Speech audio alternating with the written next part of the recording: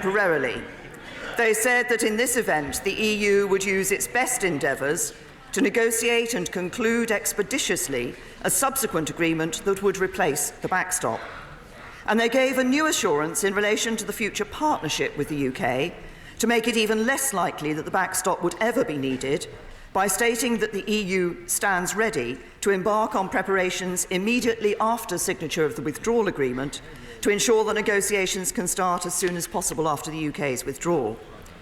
Mr. Speaker, in these conclusions, in their statements at the Council and in their private meetings with me, my fellow EU leaders could not have been clearer. They do not want to use this backstop. They want to agree the best possible future relationship with us. There is no plot to keep us in the backstop. Indeed, President Macron said on Friday, quote, "We can clarify and reassure. The backstop is not our objective, it is not a durable solution, and nobody is trying to lock the UK into the backstop." As formal conclusions from a European Council, these commitments have legal status and should be welcomed. They go further than the EU has ever done previously in trying to address the concerns of this House. And of course, they sit on top of the commitments that we have already negotiated in relation to the backstop, including ensuring the customs element is UK-wide, that both sides are legally committed to using best endeavours to have our new relationship in place before the end of the implementation period, that if the new relationship isn't ready, we can choose to extend the implementation period instead of the backstop coming into force, that if the backstop does come in, we can use alternative arrangements, not just the future relationship to get out of it, that the treaty is clear the backstop can only ever be temporary, and that there is an explicit termination clause. But, Mr. Speaker, I know that this House is still deeply uncomfortable about the backstop, and I understand that, and I want us to go further still in the reassurances we secure. Discussions with my EU partners, including Presidents Tusk, Juncker and others, have shown that further clarification following the Council's conclusions is in fact possible. So discussions are continuing to explore further political and legal assurances. And we are also looking closely at new ways of empowering the House of Commons to ensure that any provision for a backstop has democratic legitimacy,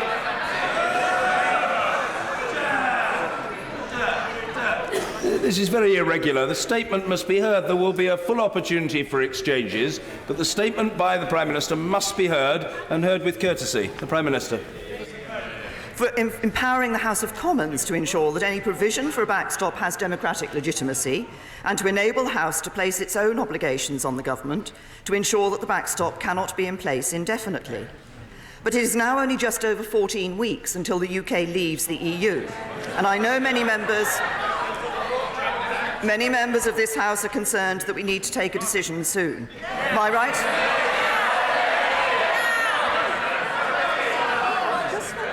My right honourable friend, the Leader of the House, will set out business on Thursday in the usual way. But I can confirm today that we intend to return to the meaningful vote debate in the week commencing 7th of January and hold the vote the following week. Mr. Speaker, when we have the vote, members will need to reflect carefully on what is in the best interests of our country. I know that there are a range of very strongly held personal views on this issue across the House, and I respect all of them. But expressing our personal views is not what we are here to do. We asked the British people to take this decision. 472 current members of this House voted for the referendum in June 2015, with just 32 voting against. And the British people responded by instructing us to leave the European Union. Similarly, 438 current members of this House voted to trigger Article 50 to set the process of our departure in motion, with only 85 of today's members voting against. Now, we must honour our duty to finish the job.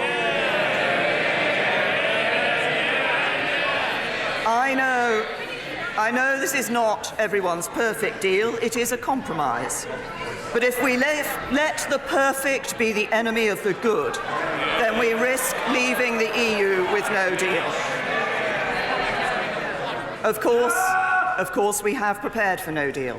And tomorrow the Cabinet will be discussing the next phase in ensuring that we are ready for that scenario. But let us not risk the jobs, services and security of the people we serve by turning our backs on an agreement with our neighbours that honours the referendum and provides for a smooth and orderly exit. Avoiding no deal is only possible if we can reach an agreement, or if we abandon Brexit entirely. And as I said in the debate earlier this month, do not imagine that if we vote this down, a different deal is going to miraculously appear. If you want proof, look at the conclusions of this Council. As President Juncker said, it is the best deal possible and the only deal possible. And any proposal for the future relationship, whether Norway, Canada or any other variety that has been mentioned, would require agreeing this withdrawal agreement. The Leader of the Opposition, as well as some others, are trying to pretend they could do otherwise. This is a fiction. Finally, let us not break faith with the British people by trying to stage another referendum. Another vote which would do irreparable damage to the integrity of our politics.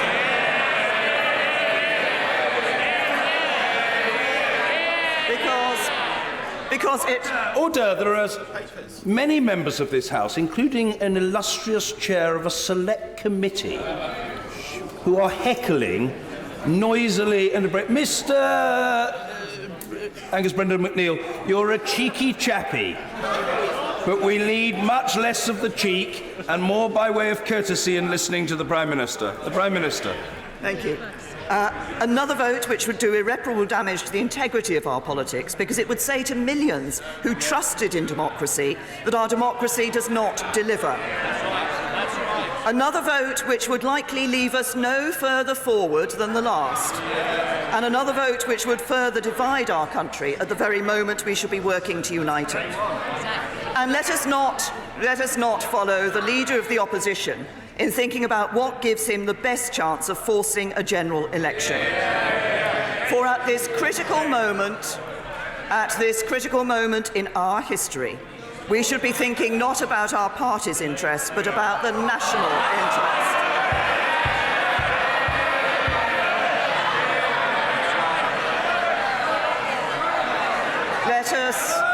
Let us find a way to come together and work together in the national interest to see this Brexit through.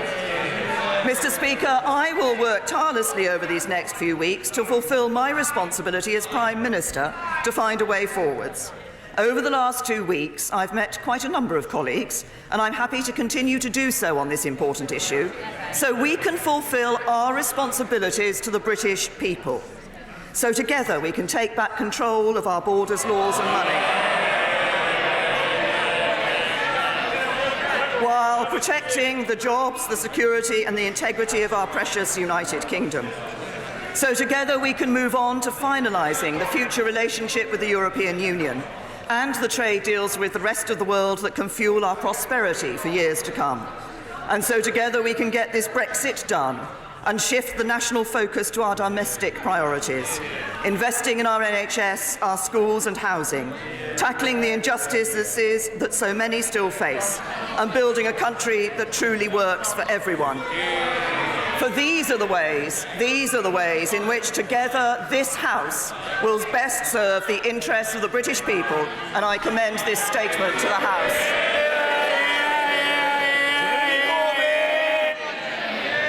Thank you, Mr. Speaker. I thank the Prime Minister for an advance copy of her statement. On Ukraine, as NATO has said, we need both sides to show restraint and de-escalate with international law adhered to, including Russia allowing unhindered access to Ukraine's ports on the Sea of Azov. Mr. Speaker, we face an unprecedented situation. The Prime Minister has led us into a national crisis. And if any more evidence was needed of why we face this grave situation, the Prime Minister demonstrated it last week's summit. There were some warm words drafted, and the Prime Minister even managed to negotiate those away to be replaced by words about preparing for no deal.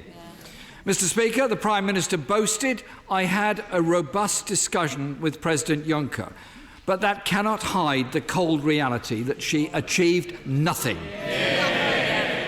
Standing at the dispatch box last week, the Prime Minister said, "I have made some progress." Mr. Speaker, she has not made any progress at all. The Prime Minister said so herself while still in Brussels, and I quote, "The EU is clear, as am I, that this is the deal." The European Commission has been categorical. It will not be renegotiated. The EU Council has given the clarification that were possible at this stage, so no further meetings with the UK are foreseen. The deal is unchanged and not going to change. The House must get on with the vote and move on to consider the realistic alternatives. There can be no logical reason for this delay, except that in taking shambolic government to a new level, the Prime Minister no longer has the backing of her cabinet. The International Trade Secretary suggested that the Prime Minister's deal no longer has the backing of the cabinet. It's worth quoting his words. And I quote, "I think that it is very difficult to support the deal if we don't get changes to the backstop. I don't think it will get through. I'm not even sure if the Cabinet will agree for it to be put to the House of Commons." Yeah, well, we've seen that. So we had the spectacle of the last few days with numerous Cabinet members coming forward with their own alternatives. The International Trade Secretary suggested that a 2-year transition to no deal is an option. The Work and Pension Secretary says the government needs to try something different and build a consensus in Parliament. The Attorney General is reported as saying he wants her gone and for the deal to be renegotiated, while the International Development Secretary is allegedly liaising with the ERG to launch an alternative option. Others are reportedly working on a second referendum. But even if Cabinet no longer backs the deal, then who knows what the options would be? So can the Prime Minister answer this? 1, does her deal still have the confidence of the Cabinet? 2, is Cabinet collective responsibility still in operation?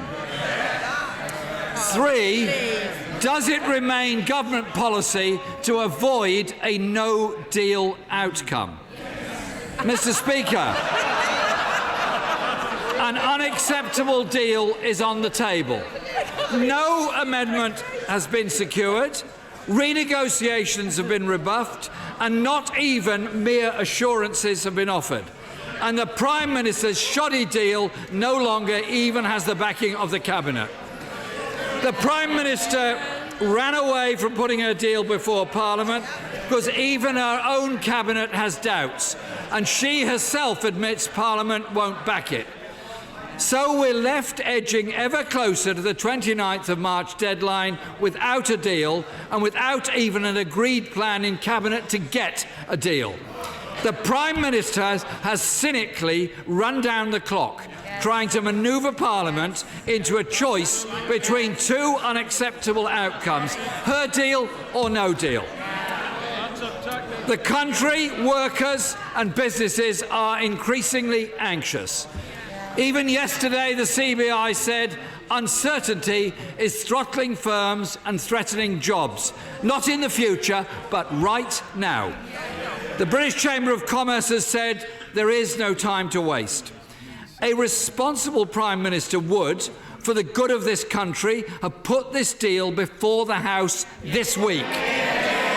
This week, so we could move on from this government's disastrous negotiations.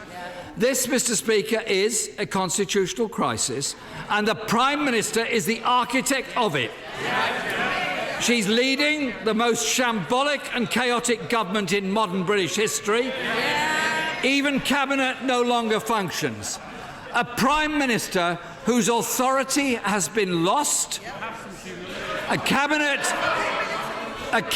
disintegrating into cliques and factions, and a Conservative Party so fundamentally split that its very existence is being discussed.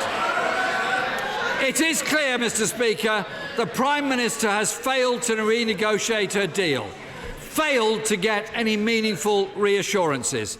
There is no excuse for any more dither or delay. This government, Mr. Speaker, has already become the first government in British history to be held in contempt by Parliament. The debate on the meaningful vote was pulled at the last minute, and the Prime Minister has now wasted 5 weeks having achieved nothing. Not a single word renegotiated, not a single reassurance gained. This last week has embodied the failure, chaos and indecision at the heart of this government's shambolic handling of Brexit. Today, they've been dragged kicking and screaming to announce a date to restart the debate. But, Mr. Speaker, it is... Mr. Ellis, you're a distinguished ornament of a government department, a representative of the executive branch. Be good, man. You can do so much better when you try. Mr. Jeremy Corbyn.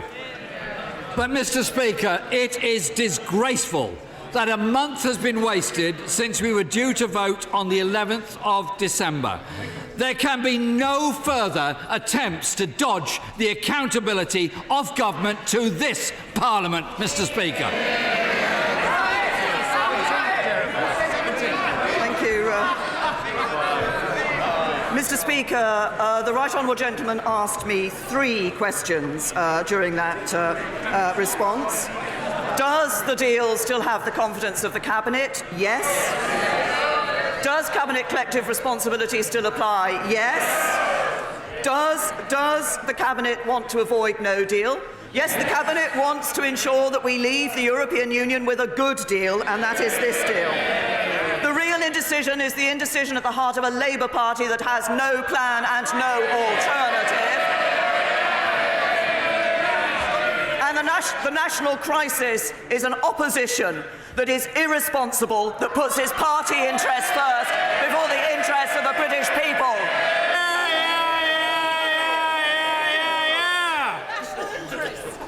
Mr. Andrew Mitchell. It is clear, Mr. Speaker, is it not, that the deal which my right honourable friend has so assiduously negotiated is most unlikely to secure the support of this House of Commons. In these circumstances, does she not think it would be wiser to seek an extension to Article 50? Order!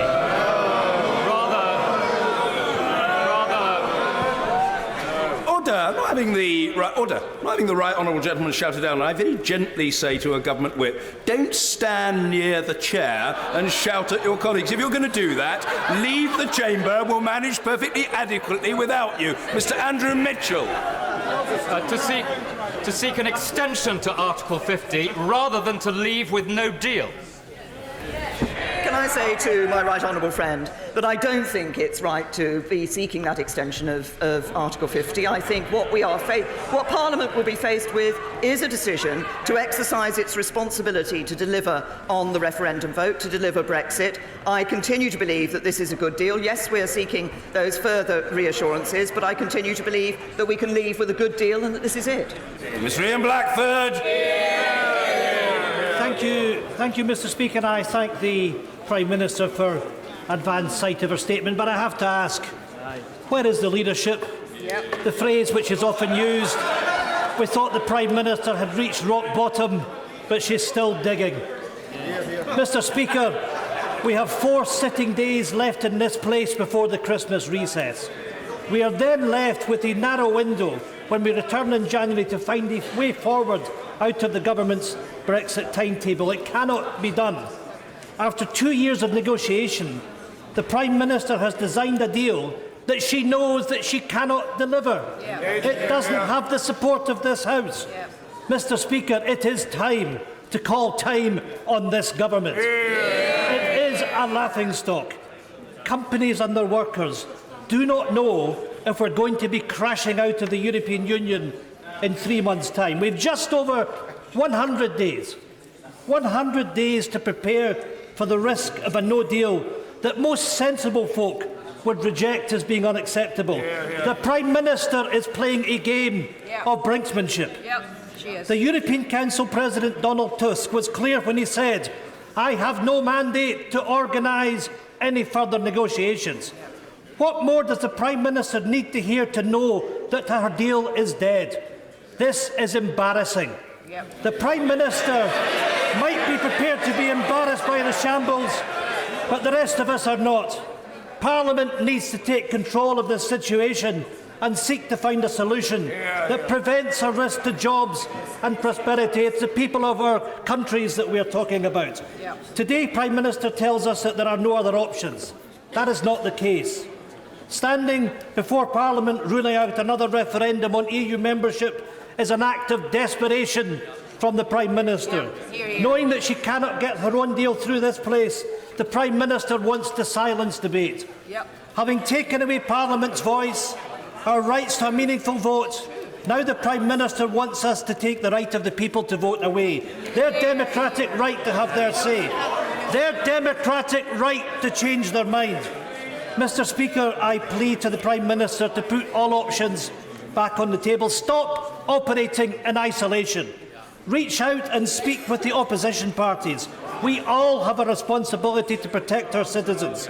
It is time, Prime Minister, to move beyond narrow party politics that this place operates with. It is time to operate in the interests of all our nations. I ask the Prime Minister to bring forward the meaningful vote on her deal before the Christmas recess. There is no reason to delay. Let us have that meaningful vote this week. And lastly, will she do the right thing and meet with me and other opposition party leaders this week, collectively? This, Mr. Speaker, is the true test of this government's word. If we are to believe that we are a partnership of equals, then now today we must be heard. Thank you. Well, first of all, I'm happy to say to the right honourable gentleman, if he wants to come to talk to me about this issue, I'm happy to talk to him about it. But we do have a fundamental difference of opinion that was revealed in the response of his party to what I said in my statement. I believe we should deliver leaving the EU for the British people. He believes we should stay in the EU. So that's a fundamental difference that we have there.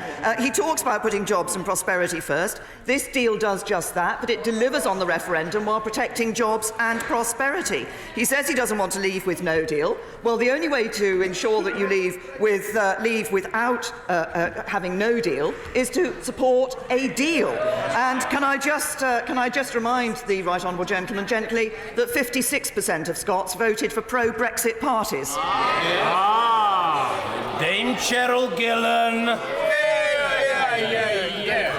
The Independent Commission on Referendums published earlier this year and recommended that any second referendum on a subject should be specified in the legislation enabling the first referendum so that the requirement for or possibility of a second referendum and the reason for it is clear to the electorate before the first vote takes place. Very good.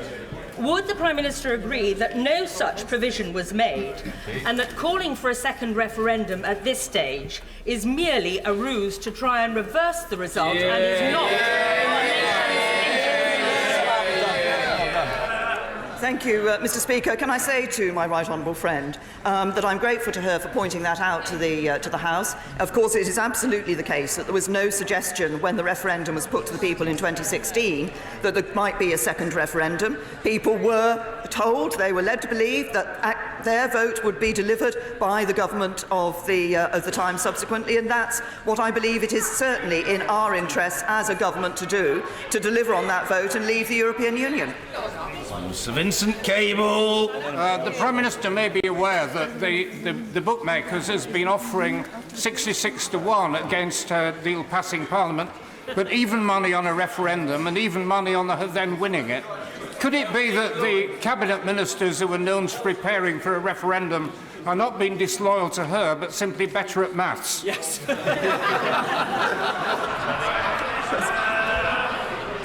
I'm not sure the right honourable gentleman should spend too much time in the betting shops. I'm not sure the odds on the Liberal Democrats are very good at all. Sir William Cash! Thank you, Mr. Speaker. Will the Prime Minister confirm, despite the European Council's own so-called legal endorsement of the withdrawal agreement, which they state is not open for renegotiation, that as respects the UK itself, this agreement has not been initialled or signed by herself as Prime Minister and is only a draft, being no more than a political agreement under which nothing is agreed until everything is agreed, including the backstop, and therefore she can still walk away? I can certainly confirm to my honourable friend that obviously this is a deal that has been negotiated between the UK and the European Union, but it does have to go through certain processes in order to be ratified. Part of that is ratification here in the United Kingdom Parliament, and part is ratification in the European Parliament. And of course it is those processes that lead to the final agreement and the withdrawal agreement. Mr. Nigel Dodds. I'm sure the Prime Minister will agree that EU Council conclusions and declarations are, of course, political statements, and they've talked about clarifications, reassurances, but ruled out renegotiating, contradicting or reopening the legal text. Indeed, they even struck out language saying that the backstop didn't represent a desirable outcome for the EU 27. So will the Prime Minister today tell us exactly and precisely what she is actually asking for to deliver on the key concerns about the legally binding indefinite nature of the backstop, with no right for this country to exit it on its own terms? Yes, what I'm asking for is to ensure that we can deal with the concerns that the Right Honourable Gentleman and other members of this House have expressed about the issue of whether the backstop could be indefinite or would be indefinite. So there's two ways to deal with that. The first is to ensure that arrangements are brought in place to ensure the backstop is not triggered in the first place, and the second is to ensure that if it is triggered, then it is only temporary. And it is further assurances, as I said in my statement, political and legal assurances in relation to those issues, which can be achieved in a number of ways, but it's further political and legal assurances in relation to those issues that I'm seeking. Justine Greening. Thank you, Mr. Speaker. As others have said, on Thursday it will be 100 days until Britain leaves the European Union. At the moment we have no deal and no plan B. This is a constitutional crisis because this House is not being allowed to express its will on behalf of our communities who around the country are telling us that they reject this deal. That is why MPs want to be able to vote against it.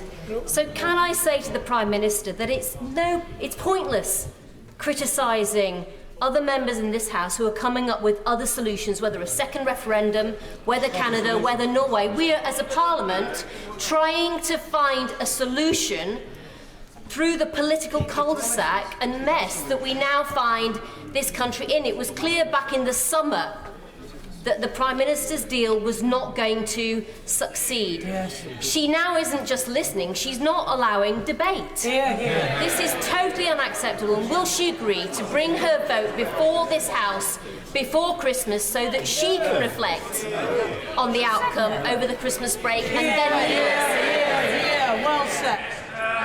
I say to my right honourable friend, and I know that she and I think, have a difference of opinion in relation to the issue of a second referendum, but can I say to my right honourable friend that, of course, I've indicated when the vote will be brought back to the House. There will be necessary for the usual channels to agree what the business motion would be and how many days of debate would be available for that. We are not trying to stop debate. What I am trying to do...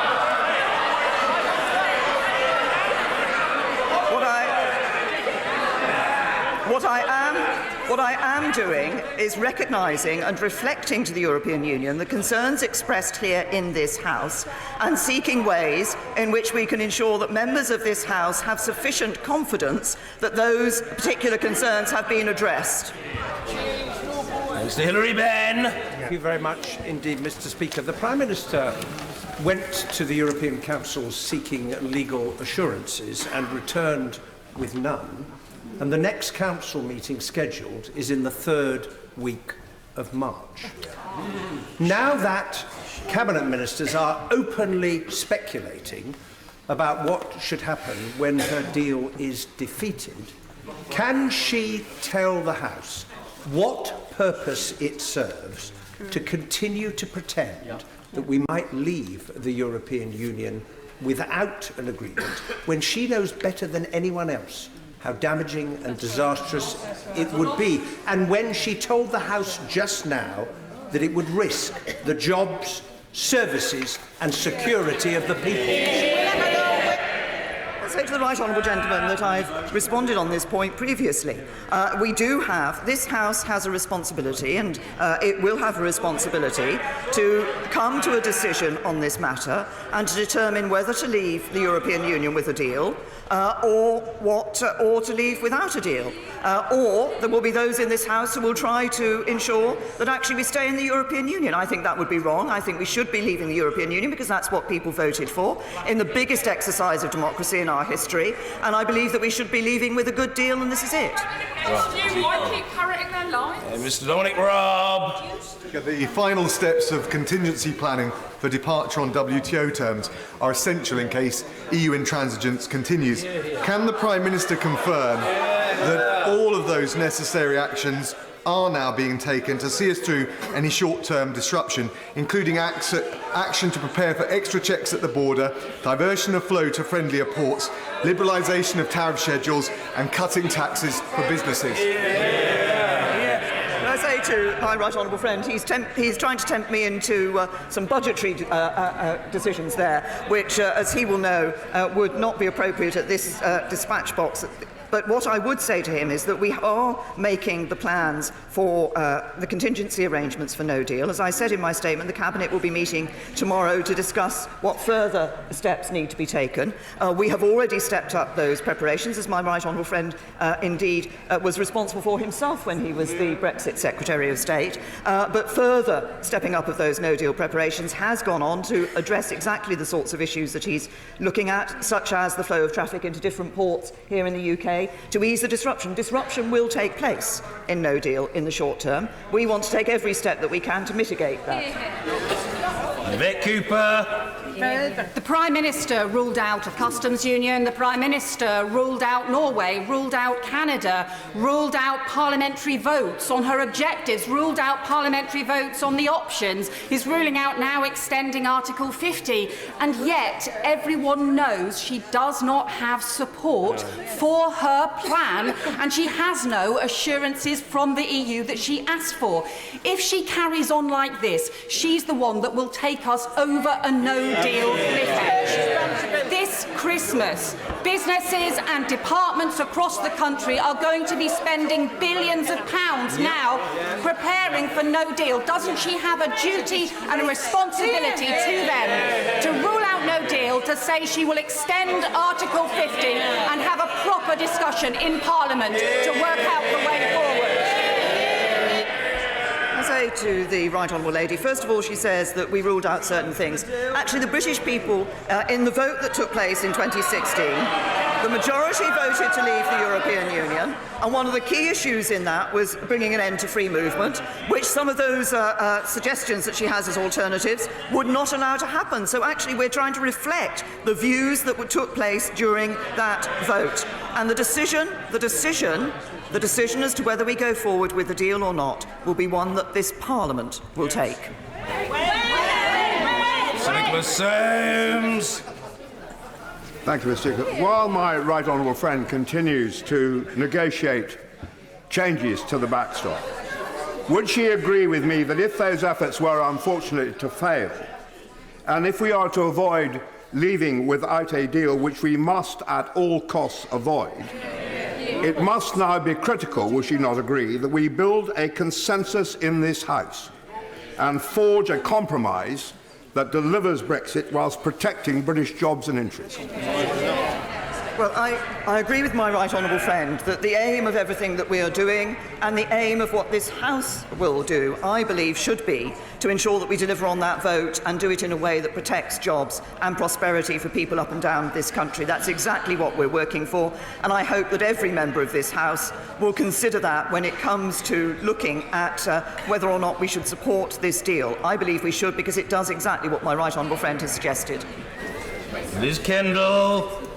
Let me tell the Prime Minister what is irresponsible.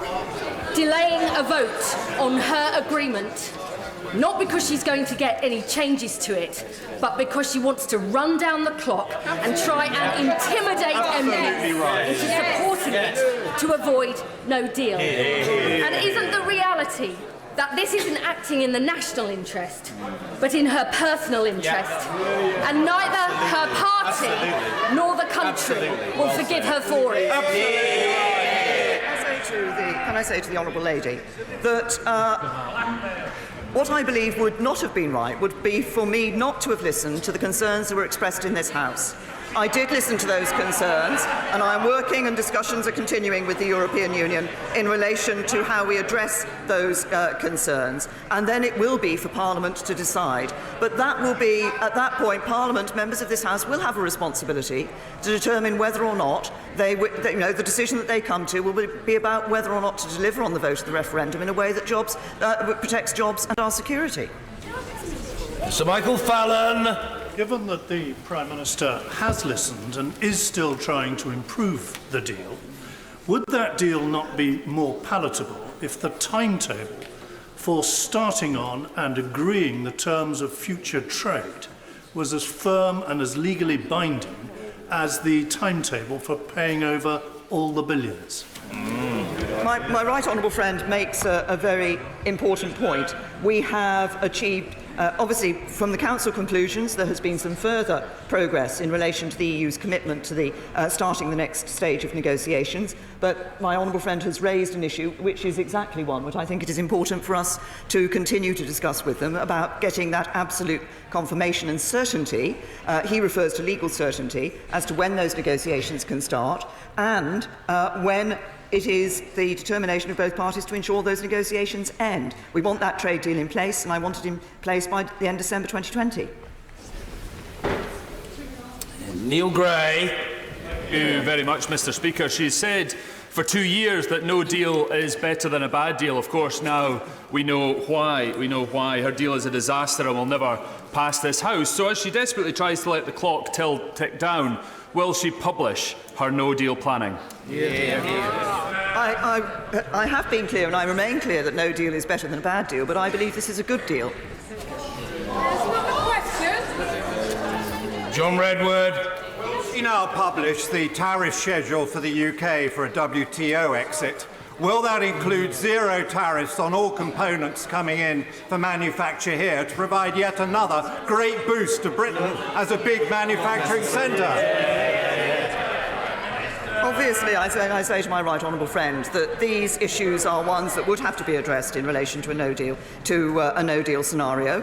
We are continuing to discuss, as a government, the plans that we need to put in place to deal with the possibility of a no-deal in order to mitigate the disruption that would occur in a no-deal situation. And obviously, we will be looking closely at the tariff schedules. Ben Bradshaw. How much will it cost the NHS, our other public services and thousands of businesses up and down this country as they are forced to activate their no-deal contingency plans because of her reckless time wasting? Can I say to the right honourable gentleman, responsible government is about ensuring that contingency arrangements are put in place. That is the responsible thing which any government in this situation would do, to ensure that those contingency arrangements are in place until we have the outcome and know with certainty what is happening on the whether we're leaving with the deal or with no deal. We need to make those contingency arrangements. That's the right thing to do. Esther McVeigh. Speaker, After tomorrow's Cabinet meeting, where no deal preparations will be high on the agenda, will the Prime Minister please arrange for a minister to come to this House to give a statement this week and then every week until we leave the EU, so that we know what's happening, so the country can be reassured, business and individuals? That is vital. They are happening, and this House needs to know what is happening. I think, can I say to my right honourable friend that obviously she's raising the important point of information being available to this House and to members of this House on the planning that is taking place. Of course, there are a number of ways in which that is expressed to the House. The Secretary of State for exiting the European Union appears before the Select Committee and responds to issues on that. And of course, these are matters which have been addressed in debates within this House, but I understand the point she's making about wanting to ensure that members of this House are aware of the arrangements that are being put in place. Frank Field. The Prime Minister accepts that this House doesn't need more time to debate, but to vote on the various options before it. Might she not therefore agree that we vote as soon as possible on the amendments the Speaker will choose of those tabled? And if she's unwilling to do that, might the opposition parties think how they can use their time they have to debate on the floor of the House to actually bring forward that vote?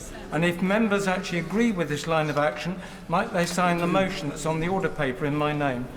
I thank the right honourable gentleman for his question. Obviously, the intention is to have a proper number of days for debate when the vote is brought back in January. At that stage, of course, how the matter is put before the House will depend on the further discussions that have taken place with the European Union. And as we've always said, any motion on this issue is, of course, amendable by members of the House. Sir Patrick McLaughlin. We're told the United Kingdom doesn't want the backstop. We're told the European Union doesn't want to enter the backstop. What on earth is stopping the European Union giving us a legal guarantee that such a backstop would only last for a very short time? Can I say to my right honourable friend, it is exactly that further political and legal assurance that we're looking at in relation to this. There have been very clear statements from the European Union in relation to this. Those have been reiterated not only in the Council conclusions, but after the Council conclusions as well. The best way to stop the backstop coming into place, of course, is to have a firm date for introducing the future relationship. That is currently, the intention is that is currently 31st of December 2020, and we'll be continuing to discuss what further assurances we can get on this point. Mr. Chris Leslie. When precisely will the Prime Minister be securing this miracle on 34th Street guarantee from the European Union that she's going to come back with on the backstop before the 7th of January? If she does come back with that, will the House be debating it on a fresh government motion? And in terms of her commitment to come back on the 7th of January to start the debate, is that a promise? Say to the right honourable gentleman, first of all, the business motion will, of course, and the way in which the debate is to be dealt with by this House will, of course, be discussed through the usual channels. I said we would be starting that debate in that first week, with a vote in the following week. The right honourable gentleman asked me about the timetable. Discussions are continuing with the European Union, and I expect those to continue into the new year. Dr. Sarah Wollaston. Speaker, here's what would do irreparable damage to the integrity of our politics, and that is to run down the clock and to end up forcing through a deal which 48% didn't want because they didn't want to leave the European Union, but also the majority of those who voted for Brexit don't want. The mathematics of this just simply don't stack up. The majority in this House and in the wider country doesn't want this deal. So can I ask the Prime Minister to get on with it so that we can actually vote on this and then look at practical alternatives? Say to my honourable friend that, as I've indicated in my statement, we will bring that vote back in the second week in January. It's our intention that debate will start in the previous week, in the first week of January. I think it is important, as I said earlier, that I have listened to the House. I suspect, honourable members, had I not listened to the House and been starting the work to try and get those further assurances from members of this House, then that would have been an issue that people would have raised. I think it's right that I and the government are doing exactly what we said we would, which is working with the EU for those further political and legal assurances. And Pat McFadden. Mr. Speaker, we now know what the plan is. Having failed to win support for the deal in Parliament and having failed to get any meaningful change to it at the European Council last week, the Prime Minister now simply wants to run down the clock and intimidate Parliament into choosing between a bad deal and the disaster of no deal. I put it to the Prime Minister that it is wrong to threaten and intimidate Parliament in this way. But more importantly, it is reckless to take options off the table, as she's tried to do today, that could prevent the disaster of no deal for the country. To the right honourable gentleman, whatever the point at which this House face the meaningful vote, it will be a decision for members of this House as to whether to accept the deal or to whether to, there are some who would prefer to see action taken so that we don't leave the European Union. I think that would be wrong. I think it would be right. What I believe is right is that we deliver on the referendum, and the question will be for members of this House as to whether they accept that responsibility to come to a decision. At the moment, there have been lots of ideas around this House about what should happen. No alternatives that actually deliver on the referendum, in a way that protects jobs. That's what the deal does, but it will be a decision for individual members of this House to bear the responsibility that they have. Sir Oliver Heald. The Prime Minister will be aware that those of us who have large manufacturing companies in our constituencies, in my case Johnson Matthey and Royston, who do integrated manufacture on a European basis with short supply lines, are getting on to people like me saying, look, it's very urgent that we have a deal.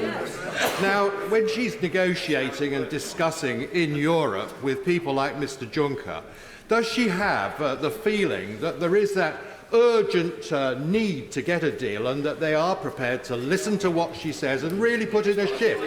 Because I must say that when I saw him looking so relaxed and really being rather patronising to our Prime Minister, I felt that wasn't really putting in the sort of shift that she has. Can I say to my right honourable friend that indeed I think the very clear message that comes back from the European Union, from the Commission and EU leaders, is that they do want a deal. We have obviously negotiated this deal. There are those further assurances I'm working to achieve, and it has been made clear by President Juncker and others that those further discussions can indeed take place.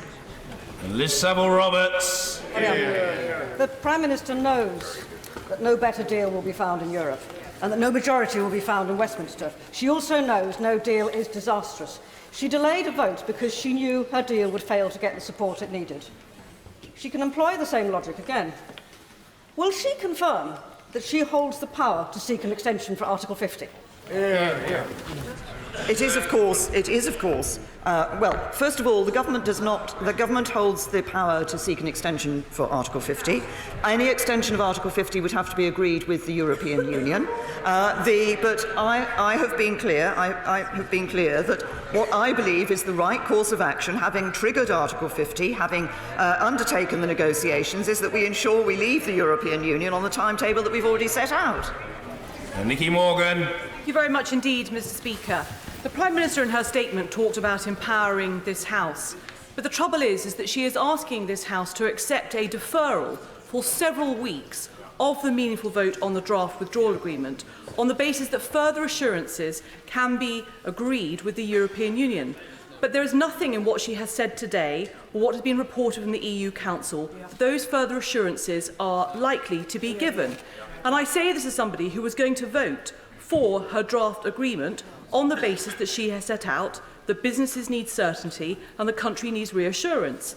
I honestly do not think that businesses and employers and our constituents will understand why this House is going on holiday for 2 weeks when we should be having the meaningful vote this week. I say to my right honourable friend, what I believe is right is that what the government is doing is, having heard the concerns that have been expressed by members of this House, what the government is doing is taking those concerns to the European Union. Yes, we have further statements from the EU with legal status in the Council conclusions than we've had before, but we are seeking yet more and further assurances from the European Union. I think that's the right thing to do. Then that can be debated properly by this House and the vote taken. Joanna Cherry. Thank you, Mr. Speaker. Last Thursday, the Attorney-General told the House that he was reviewing the question of whether Article 50 could be revoked by a simple vote of this House or by legislation. This Thursday, the Scottish case has been referred back from the Court of Justice to the court in Edinburgh to look at this issue. Can the Prime Minister confirm for us that the Government's position on how Article 50 could be revoked, whether legislation or simply a vote of this House is required, will be set out to the court on Edinburgh on Thursday? Hear, hear. Can I say to the Honourable Lady that I will certainly look into that issue and get back to her on the specifics of that issue in terms of the stance that the Government is taking in relation to the case that is going to the court in Edinburgh. But I know that the Honourable Lady has had considerable interest in the revocation of Article 50. I would simply remind all members of this House that the revocation of Article 50 is something that this Government has said we will not do, because revoking Article 50 means staying in the European Union. Jonathan Ginogly. Thank you, Mr. Speaker. I was one of the members who would and will support the Prime Minister's deal. But I have to say, Prime Minister, that what's coming back to me from business, from industry, from the now hemorrhaging support and investment on a daily basis, and it's getting worse, which is why I add to other honourable members in saying, please do think again in holding this vote, in holding a series of standalone resolutions which mean that we can take a view and move on. Can I say to my honourable friend, I understand the concern that he's expressing in relation to business. Business wants certainty. Business wants the deal. Business welcomed the deal when we negotiated the deal, and I think they are still taking that approach. He referred to what have, I think, been referred to as indicative votes, a number of motions that could be brought before this House. There are no plans for indicative votes. I have no plans for indicative votes. But can I just say to my honourable friend and to other members of this House that actually what is necessary is for the House to reflect on what members want in terms of their responsibility. In terms of their responsibility to come to a decision on this matter. And at the moment, there are, as I indicated earlier, a number of views around this House. Some want to stay in the EU, some want to go for a second referendum, some would support a no deal, some would support looking at other arrangements. All of those arrangements, any of those arrangements, as I said, that would require a withdrawal agreement, because they would require us to make clear the basis on which we're withdrawing from the European Union. Angela Smith. Thank you, Mr. Speaker. The Prime Minister last week admonished Jean-Claude Juncker for his use of the word nebulous. But there are many people in this House who would take issue with her use of the word meaningful, because there's nothing meaningful about a vote which forces members of this House to choose between her deal and no deal. So when is the Prime Minister going to stop digging, start listening and building a consensus with members across the House to get us out of this mess? Can I say to the Honourable Lady that it was always going to be the case, whenever the vote came before this House, that members of the House would have a decision as to whether to support the deal that had been negotiated with the European Union or not, with the consequences that failure to support that deal would bring. And that is the same whenever that vote is taken. Dr. Julian Lewis. Does the Prime Minister recall telling the House on the 3rd of December that the £3 to £4 billion set aside in the budget for contingency no-deal planning was about to be allocated in the next few days to relevant departments? Has that allocation been made, and is the money now available for essential contingency planning? Yes, I do recall saying that. I say to my honourable friend that, of course, the 18-19 2018 financial year allocations are in place and money is being spent. What I think he was referring to and I was referring to was the 1920 allocations. Negotiations on those are well advanced. A number of departments have settled and we expect to be in a position to confirm all of those shortly. George Howarth. Last Friday, a constituent said to me that although she had voted to leave in the referendum in 2016, she now wanted to register the fact that she'd now changed her mind, as she put it, for the sake of her grandchildren. If it emerges that a significant number of people, previous Leave voters, have reached the same conclusion, which would be more democratic? Allowing them the opportunity to change their mind or press it on regardless. The right honourable gentleman. And I also hear from people who are in the opposite position. They voted to remain and now say they would vote to leave the European Union. The fact is, the simple fact is, that if there were a second referendum,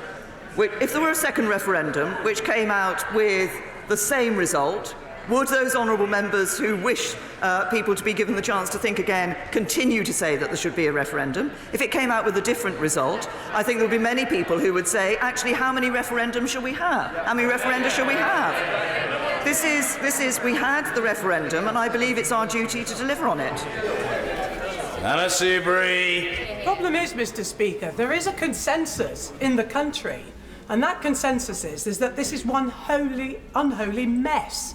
And a solution has to be found. And the Prime Minister still hasn't told us what her plan B is. Does she not understand that if we leave the European Union, not having a people's vote, knowing what Brexit looks like, and then it turns out that the people of this country, knowing what Brexit looked like, didn't want us to leave the European Union, it would be the biggest betrayal of democracy in this country. And the people of this country, especially the young people, would never forget nor forgive us, especially this party. My right honourable friend, I know she has taken a particular view in relation to this issue. But I continue to believe that what we should be doing is delivering on the vote. It was overwhelming, as I indicated in the figures that I said set out in my statement. It was the overwhelming view of this Parliament that people should have a vote in the referendum. It was the overwhelming view of this Parliament that Article 50 should be triggered. Article 50 leads to leaving the European Union. It is now our duty to deliver that. Caroline Lucas. Thank you, Mr. Speaker. How does the Prime Minister have the gall to accuse those of us who want more democracy of breaking faith with the public, when she herself has turned faith-breaking into a new art form? She has promised no general election last year, and then she granted one. She promised a meaningful vote last week, and then cancelled it. But you cannot break faith with the British public by asking for their views. Why can she not understand that a people's vote would be the first opportunity for people to vote on the facts, not on the fantasy and the fabrication?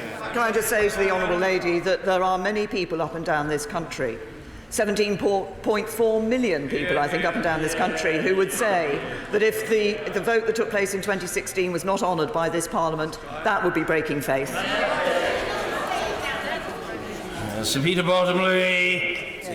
The outcome, as our honourable friend has said, is either we leave without having an agreement to leave and transition and future arrangements, or we go somehow back to having an attempt by some to reverse the result of the referendum, or we have to deal with the agreements which are being negotiated now.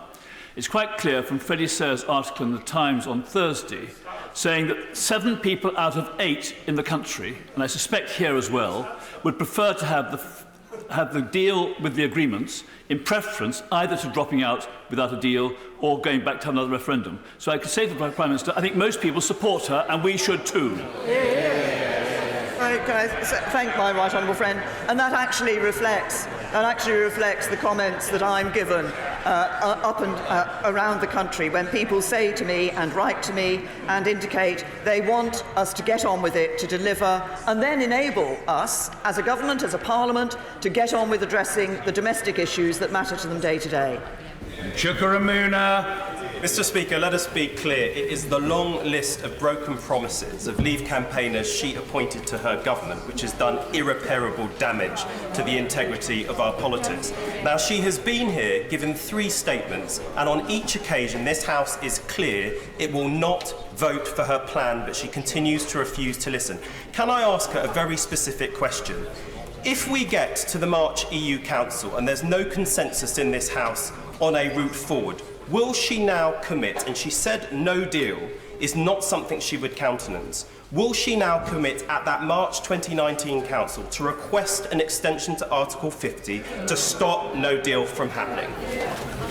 I've indicated my approach in relation to the extension of Article 50. Three hands. What Emmanuel Macron said on Friday.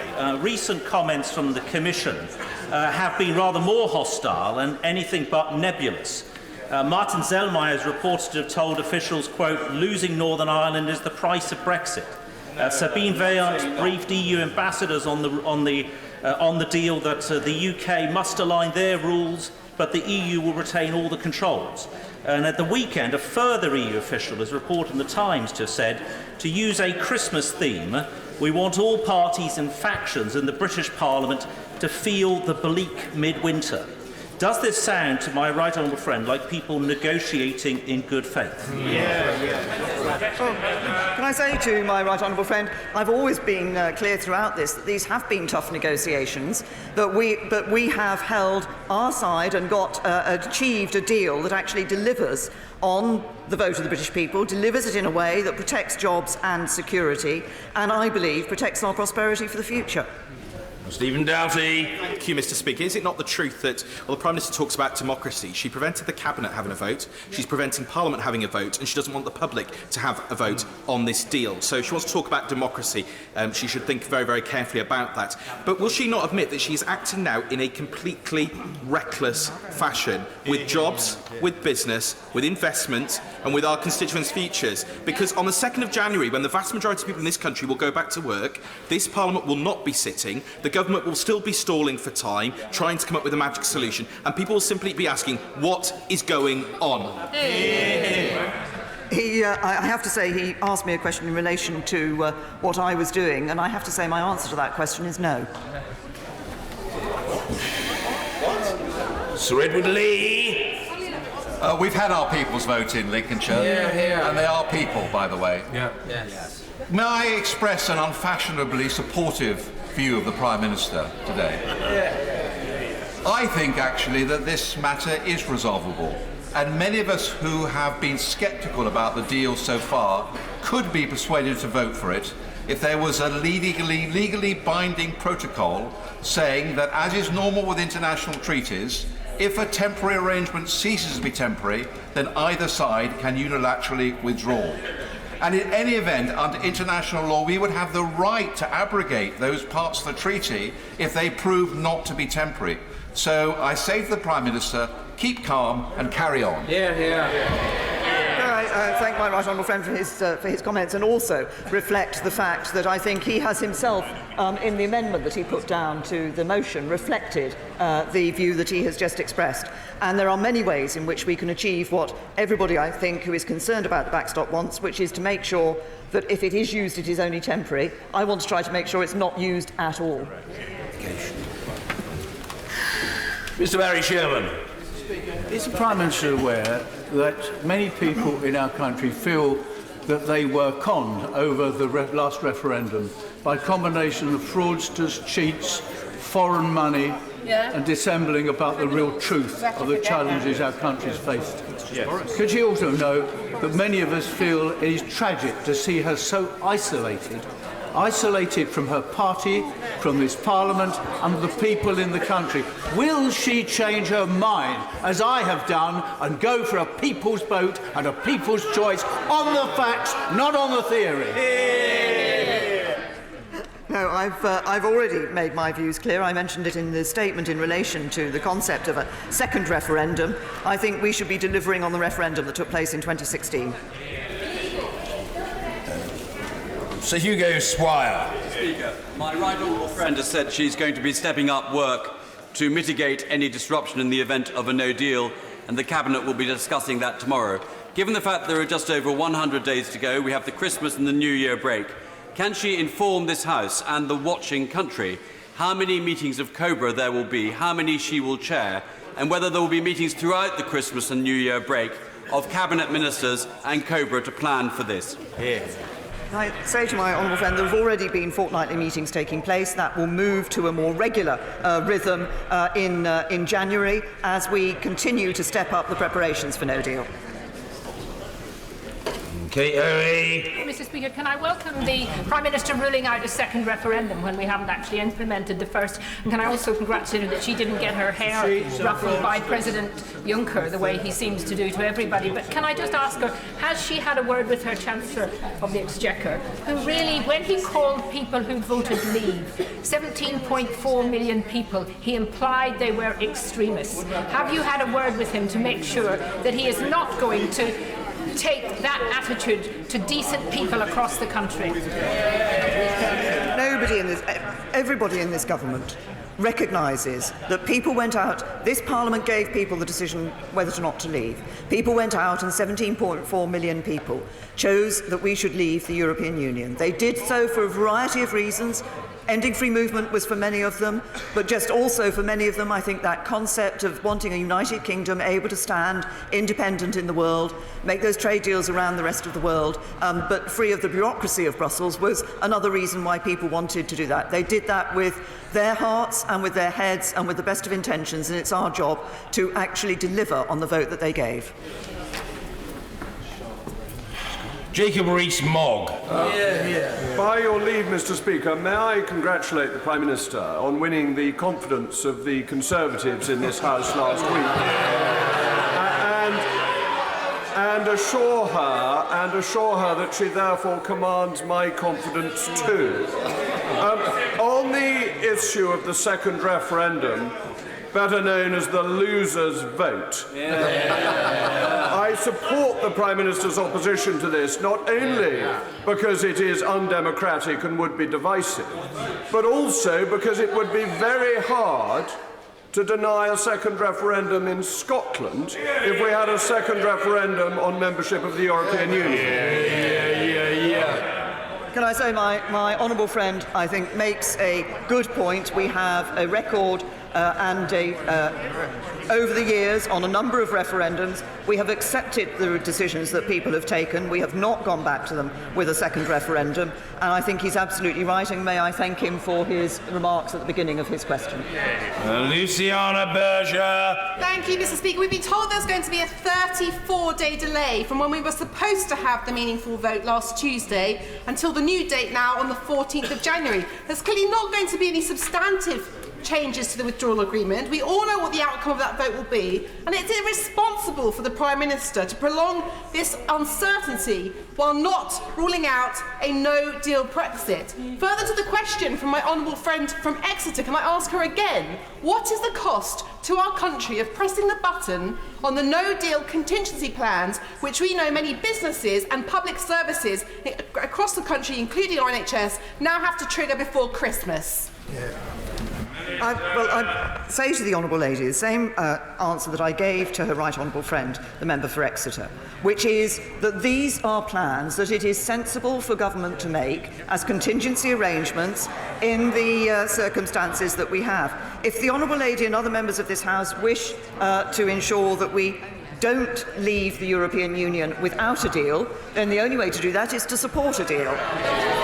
Vicky Ford. Thank you, Mr. Speaker. 27 Prime Ministers across Europe have agreed unanimously to offer the UK the deepest trade agreement they have ever offered. 5 5 of those Prime Ministers are from sister parties to the British Labour Party. 7 of them are from sister parties to the British Liberal Democrat Party. Does our Prime Minister agree that for the best way to avoid a hard Brexit, the best way for parties opposite to avoid that is to look again at the deal that has been offered by Prime Ministers across Europe? Yes, can I echo the comments of my honourable friend? I think she's absolutely right. And I understand there are those in those sister parties to parties on the opposition benches who have been talking to them and encouraging them to see that this is a deal that does deliver a far wider and more ambitious trading arrangement than has ever been offered to any other third country. Stella Creasy. Thank you, Mr. Speaker. For weeks now, the Prime Minister has been clear about what her deal is. For weeks now, the European Union has been clear about what deal they will offer. For weeks now, this House has been clear about what they will reject. But it's not true that nothing has changed, because it's very clear what little support the Prime Minister had left on her own benches is ebbing away by the hour. That's right. Because when we know, well, cheer if you want, gentlemen, but it's not happening, is it? So, because we know the quicker we take the deal, the longer we will have to prepare for whatever the outcome of that vote is. And the British public watching us go away on holiday without having made any progress on this will not forgive any of us. For goodness sake, Prime Minister, stop wasting all of our time, get on, table that vote, and let us prepare for what comes next. Can I say to the honourable lady, it is not correct to say that no progress has been made, but I want to see further progress being made, and that's what I'm going to be working on. James Dudridge.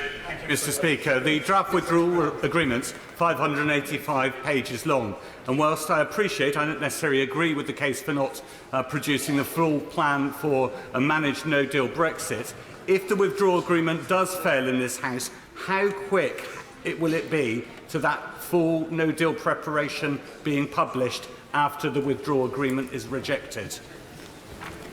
The formal position, as I'm sure my honourable friend will recall, is that if that deal is rejected, then the government has a limited period of time, number of sitting days, with which to bring forward its proposals for the next stage for dealing with that situation before this House, and that is a timetable, obviously, which we would meet.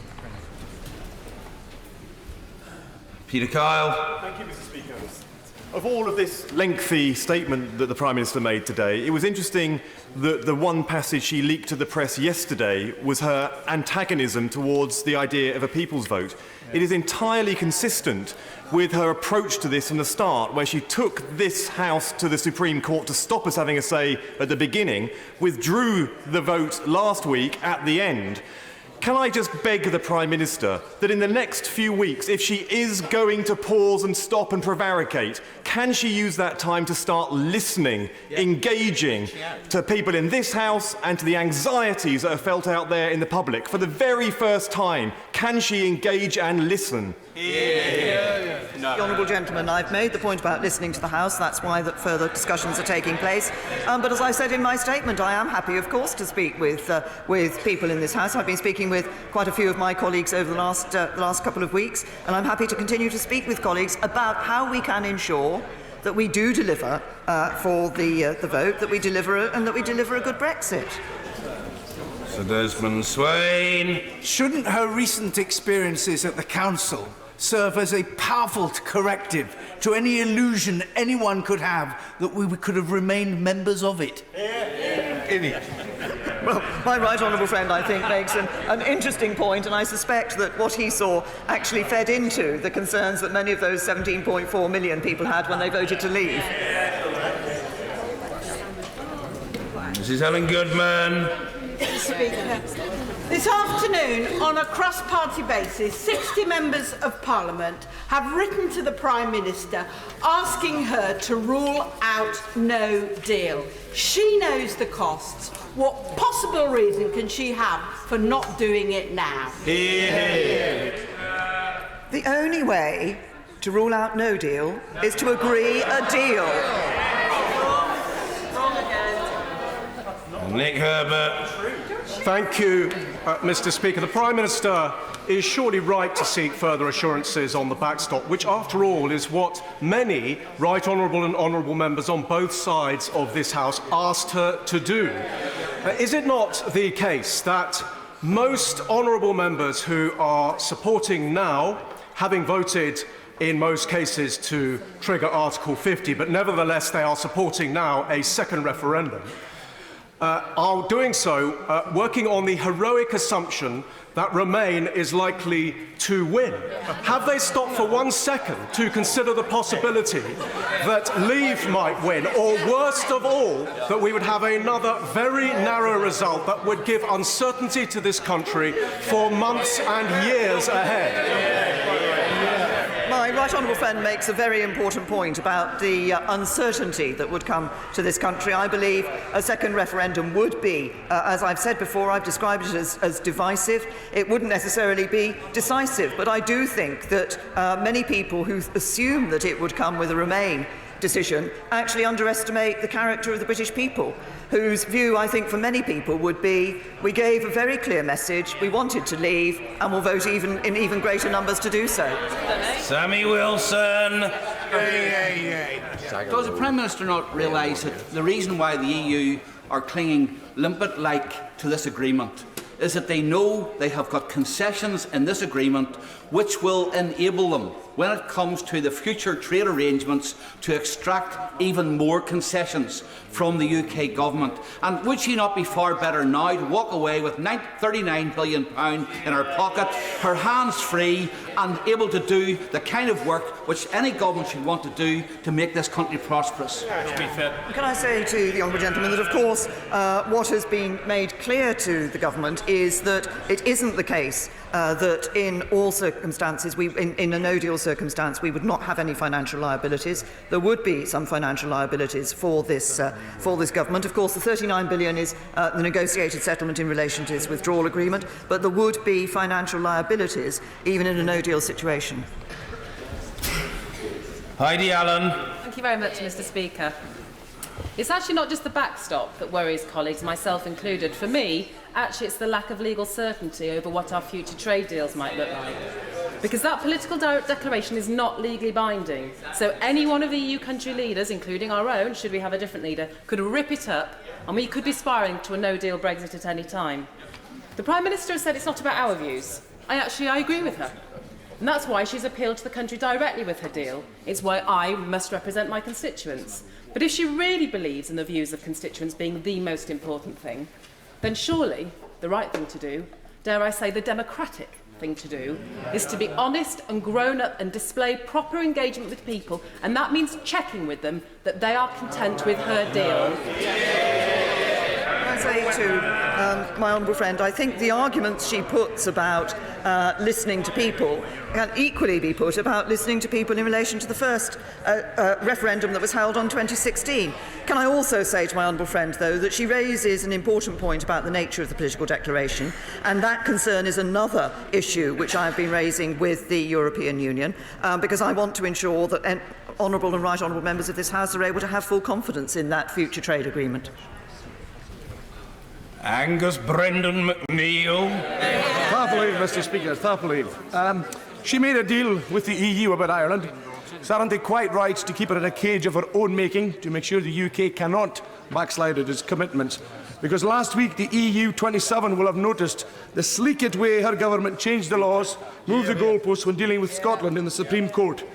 The reality is, where once Britannia said it ruled the waves, now we see the fear is, as we've seen with Scotland, the EU's big fear is that when given the chance, Britannia will waive the rules and is away on holiday before it makes any vote on any deal. Can I say to the honourable gentleman, I think he's referring to the bill that the Scottish Parliament brought forward, which was challenging the changes that were made in relation to the Withdrawal Act. But I think that in relation to the relationship between the Withdrawal Act and the Scottish Parliament and decisions in relation to Scotland, honourable members from the SNP were aware, and indeed the Scottish Government was aware of the position when they brought that bill before the Scottish Parliament. Andrew Bridgen. Thank you, Mr. Speaker. Despite assurances from the Prime Minister that the backstop would be temporary, I remain very concerned that if this House approves the deeply flawed withdrawal agreement, we risk being trapped in the backstop inevitably. Can my right honourable friend confirm that income tax was introduced in 1799 as a temporary measure to pay for the Napoleonic Wars? Well, I have to say to my honourable friend that I'm interested in the historical links that he draws on this matter. But I think in relation to the backstop, it is, as I say, this is an issue that I recognise that he and others have concerns about, and I continue to work to provide the assurances which I hope would enable my honourable friend to be able to accept a deal and make sure that we leave the European Union with a deal. Emma Reynolds. Speaker, several members of her cabinet this weekend have said that if her deal is voted down, then it should be for Parliament to decide what happens next. Does she agree? Yeah. There is a process which is set in the legislation that if the deal is voted down, then it is for the government within a certain period of time to bring forward its proposals to Parliament. That a motion will be put before Parliament, and following an amendment that was tabled and agreed by Parliament a couple of weeks ago, that motion would be amendable. Dr. Philip Lee. Thank you, Mr. Speaker. Judging by the tone and content of today's statement, it would appear that the Prime Minister is still implacably opposed to what I think is the only democratic solution to this impasse. For the sake of clarity, could she confirm that she is so opposed that she would prefer a no deal? What I want to see happening and what I prefer is for us to leave the European Union on the basis of a deal, on the basis of a good deal, and I believe this is a good deal. Don't break. Both the Prime Minister and the Leader of the Opposition know there's no point in kicking this can down the road. Nothing is going to happen over Christmas and the New Year. Can I ask the Prime Minister to bring forward her meaningful vote this week? Can I ask the Leader of the Opposition to bring forward his motion of no confidence this week? And then this week we can move on to where we know we are going, and that is a people's vote. Can I say to the right honourable gentleman, no, there are further discussions continuing with the EU, and those will continue into the new year. Becca Powell. Thank you, Mr. Speaker. Thank you, Mr. Speaker, and I wanted to commend the Prime Minister's dogged determination, and so many people on the streets of Taunton Deane this weekend commended the Prime Minister for her attitude. And wouldn't she agree with me that given that this is the only deal on the table, everything must be done to make it acceptable, which means everybody pulling together for the sake of the nation, but particularly for the sake of our younger generations, which don't seem to be mentioned enough. And this was reiterated to me at the University Centre of Somerset just this weekend, because we do have to leave them with an economy that is fully functioning and viable. Well, my honourable friend is absolutely right that we do need to ensure that we're protecting the economy for the future, and that is what this deal does. And I think the young people that she's referred to at that University Centre in Somerset would want to see not just a government but also an opposition that is putting their interests and the national interest first, rather than the opposition putting its party interest first. Emma Lewell-Buck. Thank you very much, Mr. Speaker. The last few weeks have shown this deal is going nowhere. Today's statement doesn't change that. Does the Prime Minister now regret not working cross-party to build a consensus in this House? Exactly. And why will she not accept there is a way out of this hopeless situation by extending Article 50, working together without the political posturing for a deal that works for everyone? This is about, we have negotiated a deal that works for everyone. But I would simply say to the honourable lady simply this. In June 2016, a vote was held and people voted to leave the European Union. In March 2019, 29th of March, the date set for us to leave the EU, it will be nearly 3 years since that vote. I think people want us to get on with leaving the European Union, and that's what we'll do. Rachel McLean. Does Does the Prime Minister realise that when Jean-Claude Juncker called her nebulous, he fundamentally underestimated the attitude of the British people who completely disagree with that sentiment? And that's what I found in my constituency of Redditch this weekend, Mr Speaker, where what people have praised is the Prime Minister's determination to get a deal that works for my constituency. Can she display that similar determination in ruling out a second referendum, which would be so insulting to my constituents and suggest that they don't know what they voted for the first time round?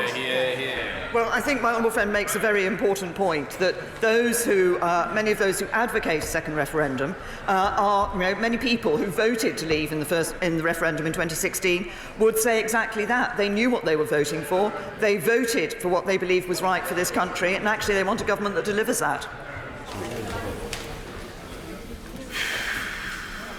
Phil Wilson. Thank you, Mr Speaker. I've asked the Prime Minister before if her deal is better than the one that we have now, to which she can't give a straight answer because I think she knows the answer is no. What undermines the integrity of our democracy, Prime Minister, is to ask eventually members of this House to knowingly vote for something that will make their constituents poorer. Not those in this House who want the people to have the final say on whether they actually want that to happen in the first place. Prime Minister, is your deal better than the one we have now? And if it is, can we have the vote on the meaningful vote this week? I've set out when the meaningful vote will take place. The Honourable Gentleman again referenced people being poorer under this deal than they are today. They are not going to be poorer under this deal than they are today. That is the economic analysis is very clear about this, and the economic analysis is clear that the best deal, the best approach in terms that delivers on the referendum and protects jobs and the economy is the deal. James Cleverly. Thank you, Mr Speaker. A number of members opposite, indeed some on this side of the House, have been talking about people who have changed their mind and how much it's important that we respect people's opportunity to change their mind. Would she agree with me that whilst there is no evidence that a meaningful number of people have changed their mind with respect to the referendum result, it is very clear a number of members opposite have changed their mind because previously they said they were going to respect the outcome of the referendum. Right. They clearly now no longer wish to do so. And if they want to stop Brexit, they should be honest with this House and their constituents and just say so. Can I say to my honourable friend, I absolutely agree with him. And it is the case that both the Conservative Party and the Labour Party campaigned in last year's election on the basis that we would respect the referendum and deliver on the referendum result. I believe that's important. I believe that that should be the position that is being taken by the opposition as well, to reflect their manifesto and to reflect the promise that they gave to the British people. Dr. Lisa Cameron. Many thanks, Mr Speaker. Given that the Conservatives have had the opportunity to decide twice in the past 2 years on the Prime Minister's own position, in what way is it undemocratic to give the people a second vote on Brexit?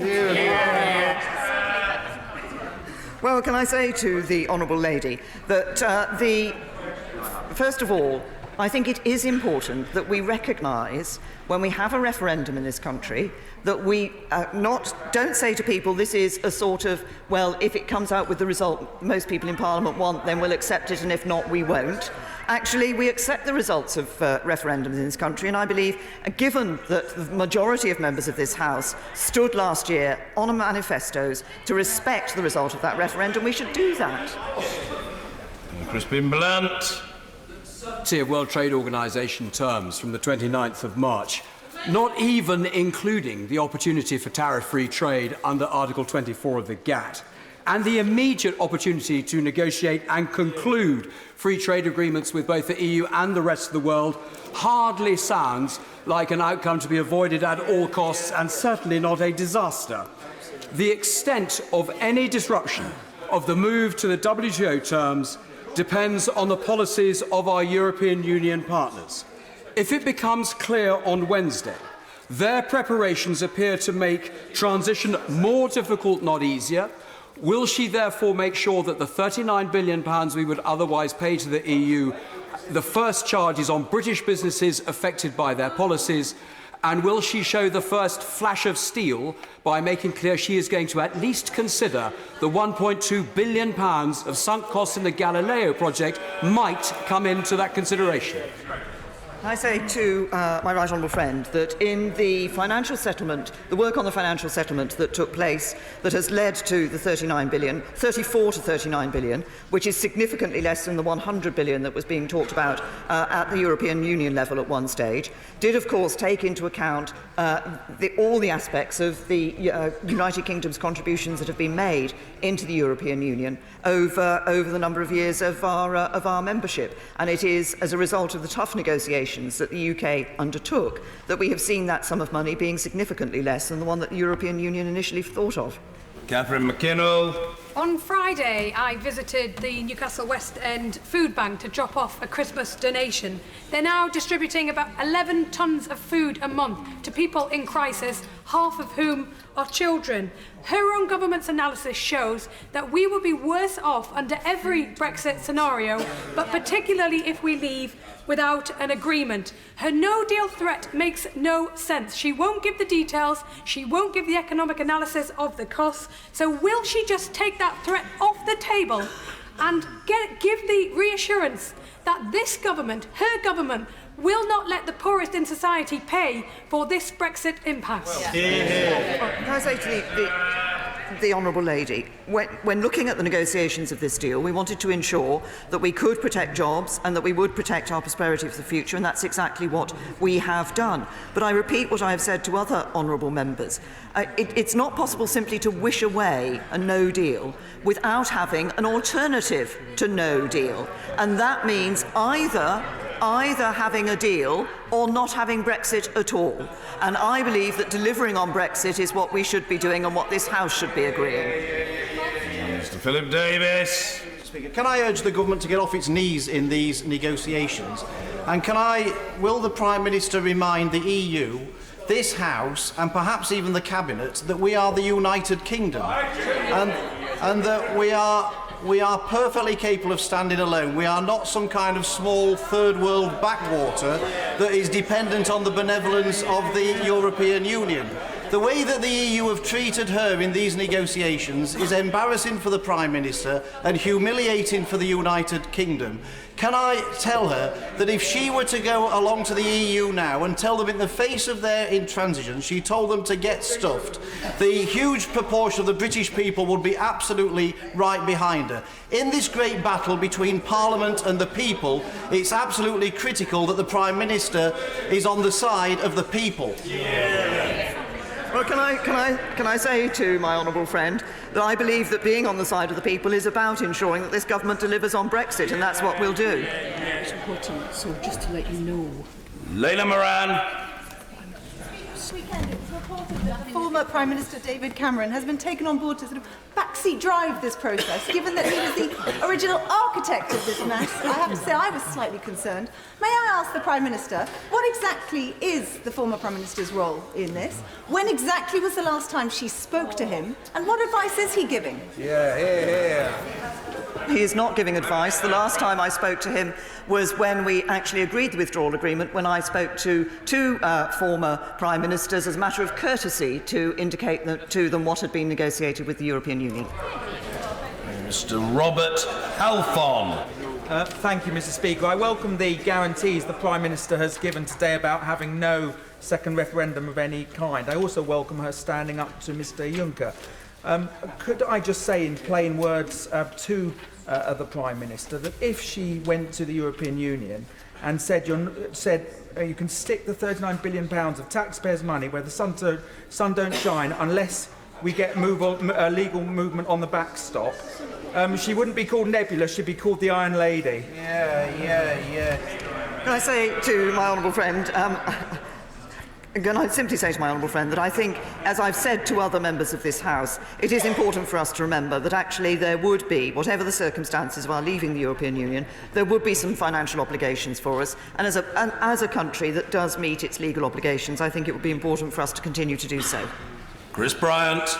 The trouble is, the time in the world isn't going to make the slightest difference to the arithmetic in this House. Absolutely. And the truth is, by delaying another 28 days from today in holding the meaningful vote, the Prime Minister is playing into the hands of the European Union. Yes. She's playing into the hands of those who want to undermine our security. Yeah. She's playing into the hands of those who want to be our economic rivals, and she's achieving absolutely nothing for this country. She could invite every single member of the House round to her gaff for Christmas Day, Boxing Day and New Year's Eve, and she's still going to lose the vote. So why doesn't she get on with it this week? Because I am seeking those further assurances from the European Union. I've listened to the House, and that's what I'm doing. Mr. Graham.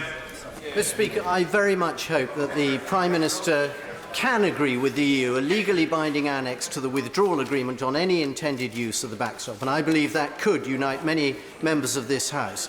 But given that they too, like us, were elected on a manifesto respecting the referendum result, shouldn't any further reassurances be the moment for Labour members to join with us in supporting a practical compromise and ending uncertainty? Yeah.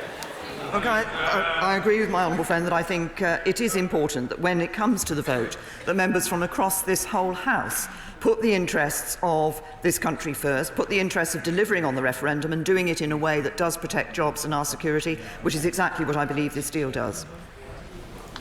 Jim Shannon. Speaker, Prime Minister, some of your junior ministers, those on the payroll, have told other MPs that the backstop cannot be changed because if it was to be changed, Leo Varadkar would lose the Republic of Ireland election.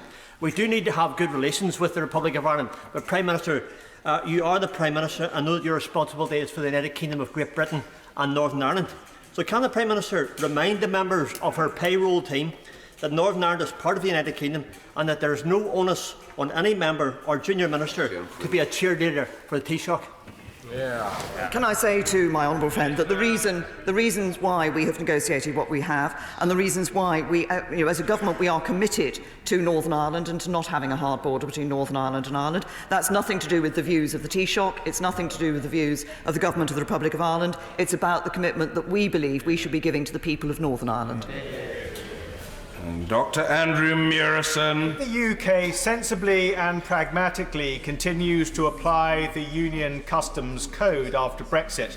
And given from the beginning of the new year the new UK Customs Declaration System and the REC system that will replace certificates of origin, is it not the case that the European Union would not be acting in good faith if it insisted on its backstop, potentially out to 2099, as cited in the withdrawal agreement?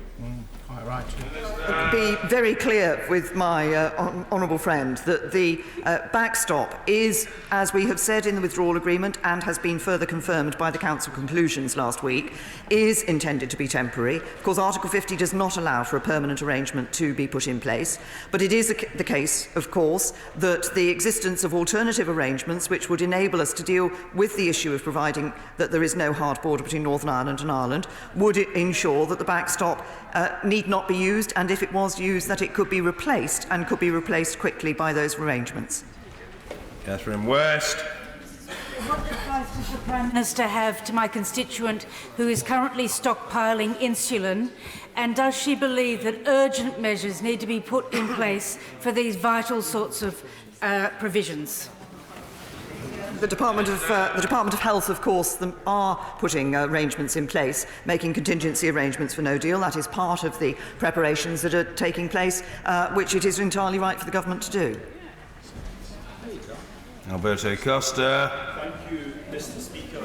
Securing the rights of British nationals living in the EU 27 and the rights of EU nationals here in the United Kingdom is a matter of the utmost importance for every member of this House.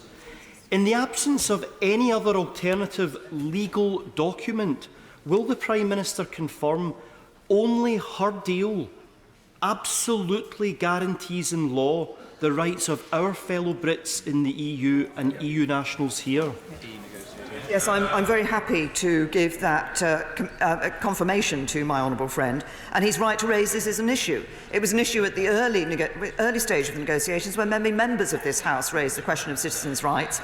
Now, what we hear is a lot about the backstop, but people, of course, omitting to mention that that crucial issue of citizens' rights is reflected in and is protected, and the guarantees are given in the withdrawal agreement. Seema Malhotra. Mr. Speaker, the Prime Minister continues to put on this pretence that somehow when the people voted, they only gave permission for her deal or for no deal. She knows that when we leave the European Union, if we leave with no deal, we will lose access to 40-plus international trade agreements, covering trade with 70 countries, to EU criminal databases, to the EU single market, which over 70% of UK's exporting businesses trade with. And indeed, there could be a delay to new medicines reaching patients in the UK of 2 to 3 years. She knows that there are other legal and political options. So isn't it time for her to give herself a much better Christmas, to have a vote in the House this week on her deal, and then allow Parliament to start to work together on how we move forward? I say to the Honourable Lady that it was the vote that took place in 2016 that determined that we should be leaving the European Union. I believe we should be leaving the European Union with a good deal. This is a good deal. I believe that other alternatives that have been put forward, in some cases don't deliver on the vote of the referendum, and in other cases make the use of a backstop even more likely.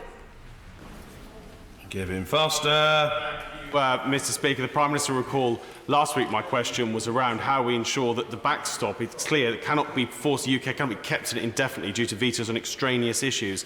What comfort did you take from some of the comments of other European leaders, for example, the Chancellor of Austria and the Prime Minister of Denmark, that this might actually be something that we can secure as a United Kingdom? Friend is absolutely right. I think, crucially, a number of European Union leaders made very clear their view in relation to the backstop being temporary or not being used at all, and they did make clear that they were willing to listen to further proposals in order to give greater clarification to that point. That's exactly why I think it's right that we carry on talking to the European Union on this matter. Mrs. Marion Fellows. Through the suffragettes, we saw women's empowerment here in Parliament. Why doesn't the Prime Minister empower MPs here before Christmas, and why won't she empower the people with a second people's vote? Hear, hear. Say to the Honourable Lady, I refer her to the answers I've given to those questions earlier. Mr. Speaker, when President Juncker's not ruffling the hair of female colleagues, I think the Prime Minister got away lightly there. And we know that he follows what's said in this House very carefully. He will have heard her today saying no revocation of Article 50 and no second referendum. And I suspect he does get some succor from some of the things that are said in this chamber. Can she now state for President Juncker the exact date when the United Kingdom will be leaving the European Union? We have that date in our legislation. It's the 29th of March 2019. Dr. Rupa Haq. Speaker, the Prime Minister is not interested in the will of the people, apart from one day in 2016. And with her minority government being the first ever to be found in contempt, and by pulling the plug on the meaningful vote at the last minute last week, she has little regard for the sovereignty of Parliament either. Absolutely right. Given that she's returned from her latest travels empty-handed due to her own red lines, why won't she allow MPs a vote on her deal this week and consider extending Article 50? It is the season of miracles and goodwill, but no one at all believes this is all going to be neatly concluded by the end of March. I've answered those questions previously. As I've just said to my honourable friend, the member for Torquay, I think it is important that we follow up on the opportunity to seek these further political and legal assurances in relation to the concern that people have on the backstop, and also, as I indicated, also to my honourable friend, the member for South West Cambridgeshire, that it is important that we look at the status of the political declaration, which is another issue which people have raised. Mrs. Anne Main. Thank you very much, Mr. Speaker. Can I thank the Prime Minister for reminding this House that 472 members sitting now actually decided to give a people's vote in 2015? Because I suspect that if they had decided to keep the vote just to themselves, that they would have voted overwhelming to remain in the European Parliament, which means that now there is inbuilt bias against delivering Brexit. So please steer course straight, Prime Minister. The country expects us to deliver Brexit. A people's vote is simply an opportunity to try and overturn the democratic vote. Well, my honourable friend is absolutely right, and that's exactly what this government is doing, steering a course to deliver on what people voted for. We gave them the decision, we asked them to make that decision, they made that decision, and we should respect it. Murray. Thank you, Mr. Speaker. Is the Prime Minister's Plan B a no deal? Yes. What I'm working on at the moment is to ensure that we can get the assurances necessary to deal with the concerns people have on the deal that has been negotiated. Mr. Nigel Huddleston. Mr. Speaker, I like to think of myself as a friendly fellow, and I have no particular inclination to fall out with colleagues on either side of the chamber based on the details of the Brexit deal. The one thing I've learnt in politics, Mr. Speaker, is it's perfectly reasonable to look at identical information and come to completely different conclusions. But on values, that's where I disagree. And does the Prime Minister agree that to have a second referendum would fundamentally undermine the principle of democracy? I believe there are many people who voted, if not for the first time at all, certainly for the first time for some considerable number of years in that referendum. They did so in the belief that the politicians were going to listen to them, and I think their belief and their faith in politics and politicians and our democracy would be shattered if they were asked to think again. We should deliver on the vote that took place. Gapes. Mr. Speaker, I listened very carefully to the words the Prime Minister used. When asked about indicative votes in this House, she said, "We have no plans." Yeah. When asked whether she would revoke Article 50, she said, "This government will not do." If this House voted to instruct the government to revoke Article 50, would she resign and make way for another government that will carry out the wishes of this House? It's the honourable gentleman, if this House voted to revoke Article 50, it would be going against the wishes of the people in the referendum in 2016. Matt Warman. Mr. Speaker, more than three-quarters of my constituents voted to leave the European Union. Can the Prime Minister imagine anything more patronising than the idea that they need more democracy to have another go? And does she agree with me that their instruction was very clearly that we should be getting on with it? I absolutely agree with my honourable friend. His constituents thought when they voted that the government were going to deliver on their vote, and that's exactly what we should do. Hobhouse. Speaker, she says that a further referendum would be divisive. It is not referenda per se that are divisive. In fact, the 2016 referendum would not have been divisive if the promises made were deliverable. The division in our country today only come from 2.5 years of Brexit fantasies now hitting the wall of Brexit reality. Brexiteers see the Prime Minister's deal as a betrayal, and Remainers are furious because the whole Brexit argument was based on lies. Does the Prime Minister agree that in our democracy we should never be afraid of a public vote, but we should always oppose fantasies and false promises? Well, I can assure the honourable lady, no member of this House is afraid of a public vote. Members of this House put themselves up for public votes, some on a number of occasions, in order to be elected into this House. But can I also say to the honourable lady, arguments were put. There were two sides of the argument in the referendum. There were people voted on their belief as to whether or not we should stay in the European Union. And I believe that we should deliver on the vote that people gave. Richard Drax. Thank you, Mr. Speaker. Many here, including one or two senior members of the Cabinet, now refer to the will of MPs, which is nothing more than a fig leaf to Remain. Can I ask my right honourable friend that it was the will of the majority of MPs in this place to give the people a vote? They did so.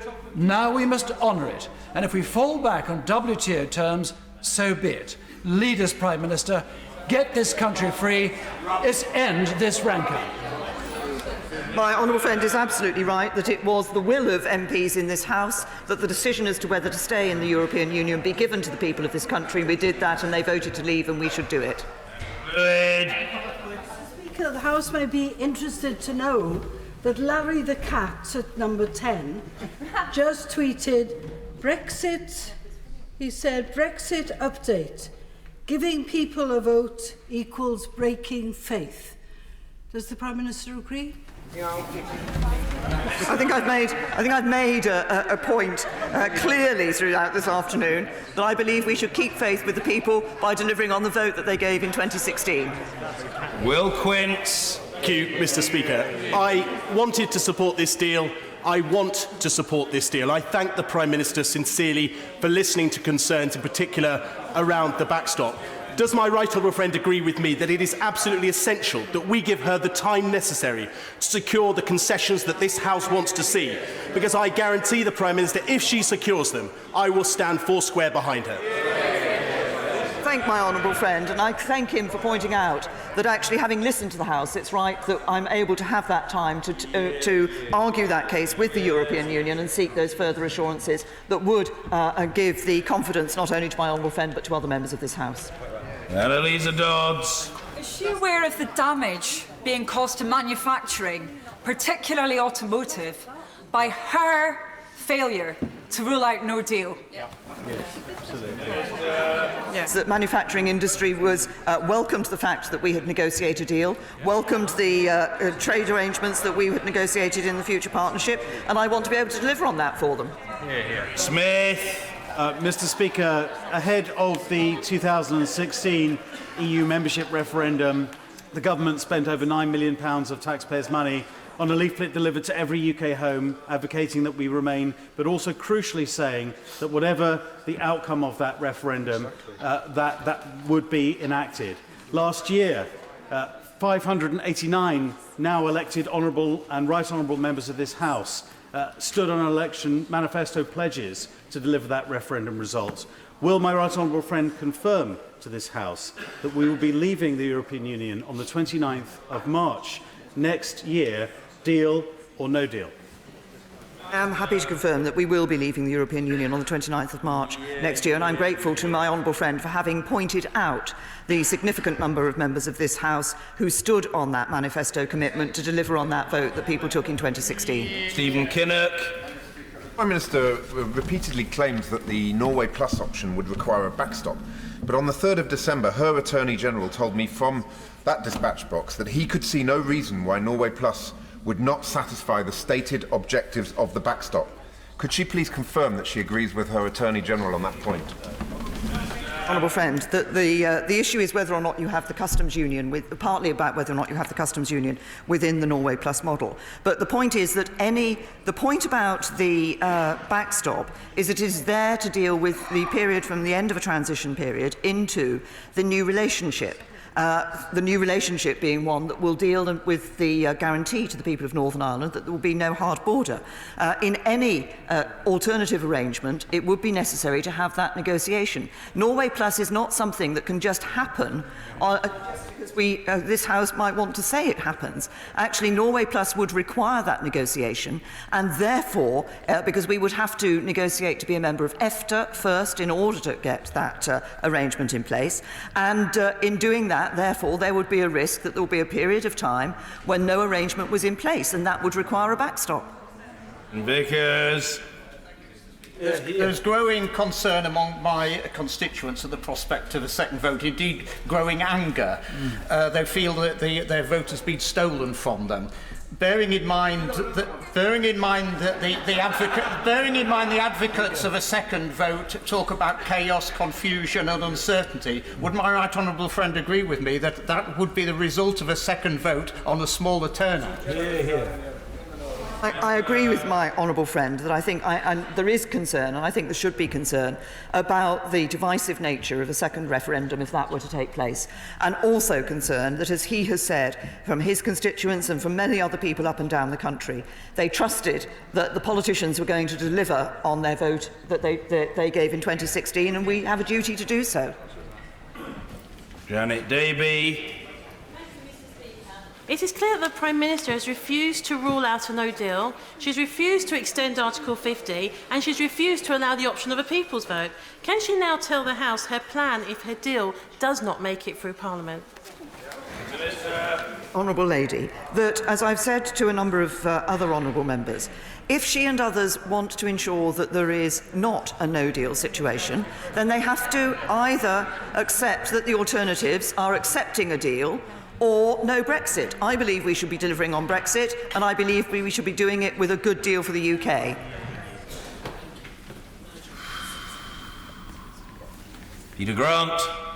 Thank you, Mr. Speaker. Can I gently remind the Prime Minister that it's not only MPs in this place who have manifesto commitments to honour. The Scottish Government has manifesto commitments to honour, and it would be utterly undemocratic for anyone to try to stand in their way.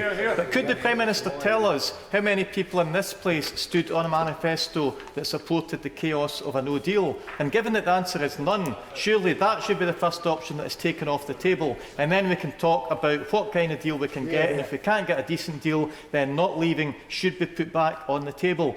Surely giving those choices to the people is more democratic than forcing them out on a no-deal Brexit that nobody voted for. Of course we can ensure that we don't leave with no deal. We can do that by ensuring that we leave with a deal, and a good deal for the whole of the United Kingdom. Jones.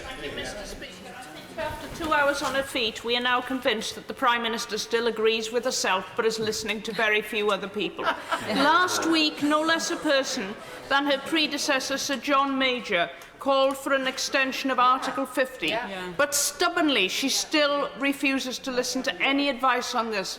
Please, will the Prime Minister listen for once? I have been listening, and that's exactly why I'm discussing with we're having further discussions with the European Union in relation to the issue of the backstop to seek the assurances that members of this House want. Liam Byrne. The Prime Minister has said today that she's determined to frustrate another vote of the people, and she's done her level best to frustrate a vote in this Parliament. Can she understand why so many people in here think that she is trying to confront this House and bully this House with a last-minute choice between her deal and no deal, even when she knows the catastrophic cost of no deal to swathes of our industry? So can I ask the Prime Minister to clarify for the House this afternoon a simple fact, that when it comes to a meaningful vote in January, this House will indeed be able to rule out no deal and, if necessary, extend Article 50. The motion that comes before the House will, of course, be amendable when it comes before the House in January. But I have to say to the honourable gentleman, this is about ensuring that we can get the assurances from the European Union. That's what we're working on, that we bring back to this House, having listened to the concerns that have been raised by members of this House. Alison Thewlis. Thank you very much, Mr. Speaker. The Prime Minister in her statement says that she is working on the tackling the spread of deliberate, large-scale and systematic disinformation. Does that include the disinformation of vote leave and things printed on the side of buses?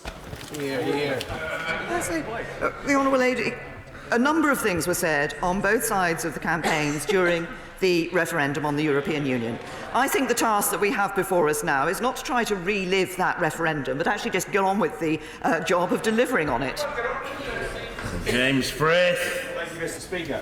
Talking to both sides in my constituency on Saturday, they're wondering why, since the PM knows about her own Brexit-supporting MP's change of heart in her, why she won't now ask Bury for their conclusion on her botched deal. So I asked the Prime Minister, does she regret spending so long appeasing the 1922 instead of building a deal that works for the 48 and the 52? I have to say to the honourable gentleman, I think I'm right in the referendum his constituency actually voted to leave the European Union, and I think those people who voted to leave will want the government to deliver on that.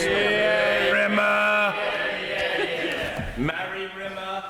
Thank you, Mr. Speaker. Mr. Speaker, I know why my constituency voted the way they did, and it was 58 to 42. But they blamed Europe for the mishaps of what we were. We lost our jobs in manufacturing as a result of going to finances away from manufacturing. 34 of the 43 local authorities are still 13% behind wages from 2010, still not recovered. That's why they voted. They've seen what's been said, they've listened to what's been said, but you're not giving them a chance to vote on this offer. Now, your deal is terrible. It is not a good deal. We will be worse off. And so is a no deal. Give us a choice. We should have a choice to vote in this House today on your offer. I haven't made any offer. Yours would be better. Well, that's a matter for debate, but not a matter for me. But the Prime Minister can defend her own offer, and I'm sure she will. The Prime Minister. Thank you, Mr. Speaker. Can I say to the Honourable Lady that, of course, this House will have a choice. It will have a choice when the meaningful vote is brought forward to be able to look at whether or not it accepts the deal that is on the table and what it wants in terms of the future. That choice will be available, just as the choice was available to her constituents and others, mine and others, up and down the country in 2016 to decide whether or not to stay in the EU. Jack drew me. Mr. Speaker, 62 members from 4 parties across this House have today written to the Prime Minister on the mounting concerns being expressed in our great manufacturing industries. Automotive, aerospace, shipbuilding, bus building, the food industry. The Prime Minister, we are walking towards a cliff. We're walking towards a cliff. And if this uncertainty continues, what are already bad decisions being made for Britain will continue, and dramatically so, in the first quarter of next year. We have to have a degree of certainty without which the future for many companies and workers will be catastrophic. Why does the Prime Minister not rule out now any question of a no-deal Brexit? We have, of course, been engaging with manufacturing industry, including the automotive industry, which is very important to this country and to jobs in this country. The manufacturing industry supported and welcomed the deal when the deal was negotiated. And I say to the honourable gentleman that he wants to support manufacturing industry, he wants to ensure that they have that certainty in the future, then he can support the deal. We're streeting. Thank you, Mr. Speaker. The Prime Minister has pointedly not said that her deal is better than the one we already have. What sort of Prime Minister puts a deal to Parliament knowing it would make our country worse off than it would otherwise have been? And what sort of Prime Minister could possibly countenance the reckless chaos of a no-deal Brexit? Isn't that an insult to the office of Prime Minister? Gentlemen, can I say to the honourable gentleman, his question appeared to be based on the premise that it was possible that we should be looking at staying inside the European Union. The people voted for us to leave the European Union. What the economic analysis shows is that the best option in leaving the European Union that meets that requirement and protects jobs is the deal. Patricia Gibson. Thank you, Mr. Speaker. Like the Leader of the Opposition, the Prime Minister has set herself firmly against putting this issue back to the people, clearly because she feels, as does the Leader of the Opposition, that the result this time will be different. Does she agree with me that for both of the main parties in this House, we have come full circle then? We have ended where we have begun, and that is running scared of UKIP. Can I say to the honourable lady, she suggested that I thought we shouldn't have a second referendum because I thought it might come out with a different result. Actually, no, I don't think it would come out with a different result. But I just believe that when we said to people in 2016, here is the choice, we give you that choice and we will abide by that choice, we should stick by our word. Mr. Andrew Slaughter. The height of irresponsibility for the Prime Minister to pretend she can win a vote on her deal when every member of this House, including her, knows that she can't, nor is there a majority for no deal. So when they are both voted down, what next? That question is fundamentally important for the future of this country, and if she can't or won't answer it, she shouldn't be in office. To the honourable gentleman, as we continue to work on the further assurances in relation to the deal, he knows full well the vote will come before the House will have its vote, and thereafter, if the deal is not supported, then the government will bring forward its proposals for the future steps that we were taking. Ruth George. The Prime Minister claims to know what Leave voters voted for in 2016, but when I've surveyed thousands of my constituents, over half of Leave voters said that they wanted to stay in the single market. Almost that many said they wanted to be in the customs union. And now that they've seen the shape of the deal on the table, these are Leave voters, 16% said they'd changed their mind and wanted to remain in the European Union. So how can the Prime Minister not listen to voters? I hope that she will spend the time over the next few weeks actually listening to voters who voted and not to her own rebellious backbenchers. That I do listen to voters, I speak to voters and I talk to them, and the overwhelming view that is given to me by voters is they actually want to ensure that we get on with delivering on the vote in 2016. Diana Johnson. Speaker, can the Prime Minister imagine any scenario whereby it would be in the national interest to extend Article 50? Can I say to the Honourable Lady, I've answered the question on extending Article 50. I believe it is important for us to deliver on the vote that people took. We have it in our legislation that we will leave the European Union on the 29th of March 2019. Martin Whitfield. Speaker, who does the Prime Minister think will be held responsible if there's a no deal? The Executive, Parliament, or the people who voted in 2016? Members of this House will have a decision to take in relation to the deal and whether they want to leave the European Union with a deal. Rachel Maskell. Thank you, Mr. Speaker. It is economically corrosive delaying this deal. For each day that passes, our economy is sliding down and people are becoming poorer. Businesses are losing confidence. In the light of the political arithmetic, meaning that this deal will fall, what discussions did the Prime Minister have with her European counterparts this weekend about alternatives, including the extension of Article 50? To the Honourable Lady, if she is concerned and wants to give certainty to business, then she has one step that she could take which would do that, which is to back the deal. Dr. Philippa Whitford.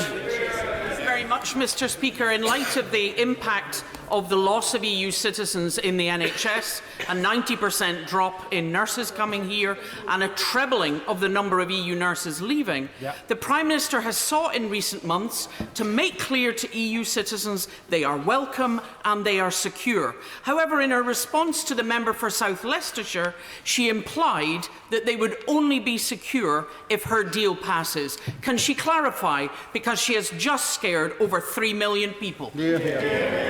To the Honourable Lady, and I know she has a very personal interest in this issue.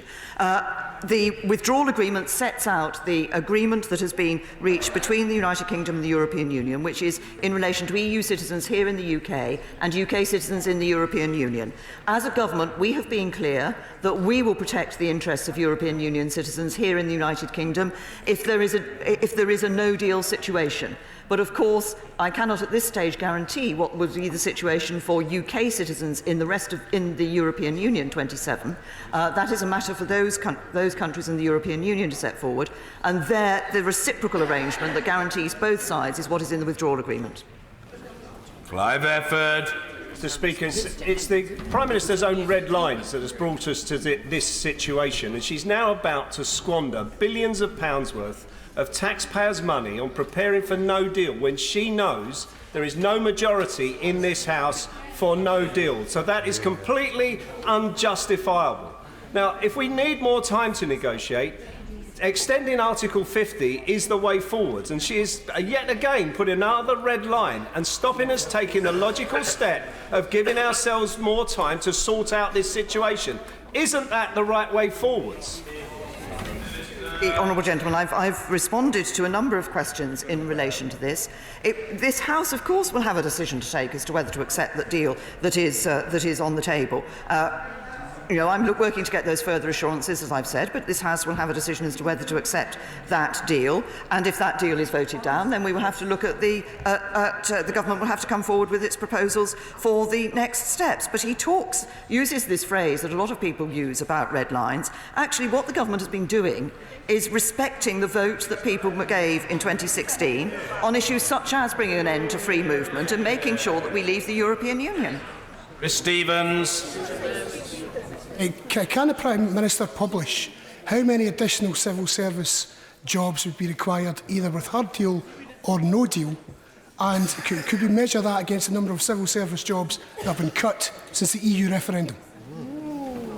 I'm very happy to write to the Honourable Gentleman with the figures for the number of civil servants who have been employed and the numbers who are continuing to be employed in terms of dealing with this leaving of the European Union, because it's not, of course, we are making contingency arrangements for no deal, but there are also a lot of preparations that are taking place which have involved the employment of more civil servants, which are actually about preparing for the deal. Anna McMorrin. Thank you, Mr. Speaker. This embarrassing, reckless Brexit we find ourselves perilously close to was begun to quell opposition within the Tory party, putting party before country. Now we have a Prime Minister putting her own interests above both party and country.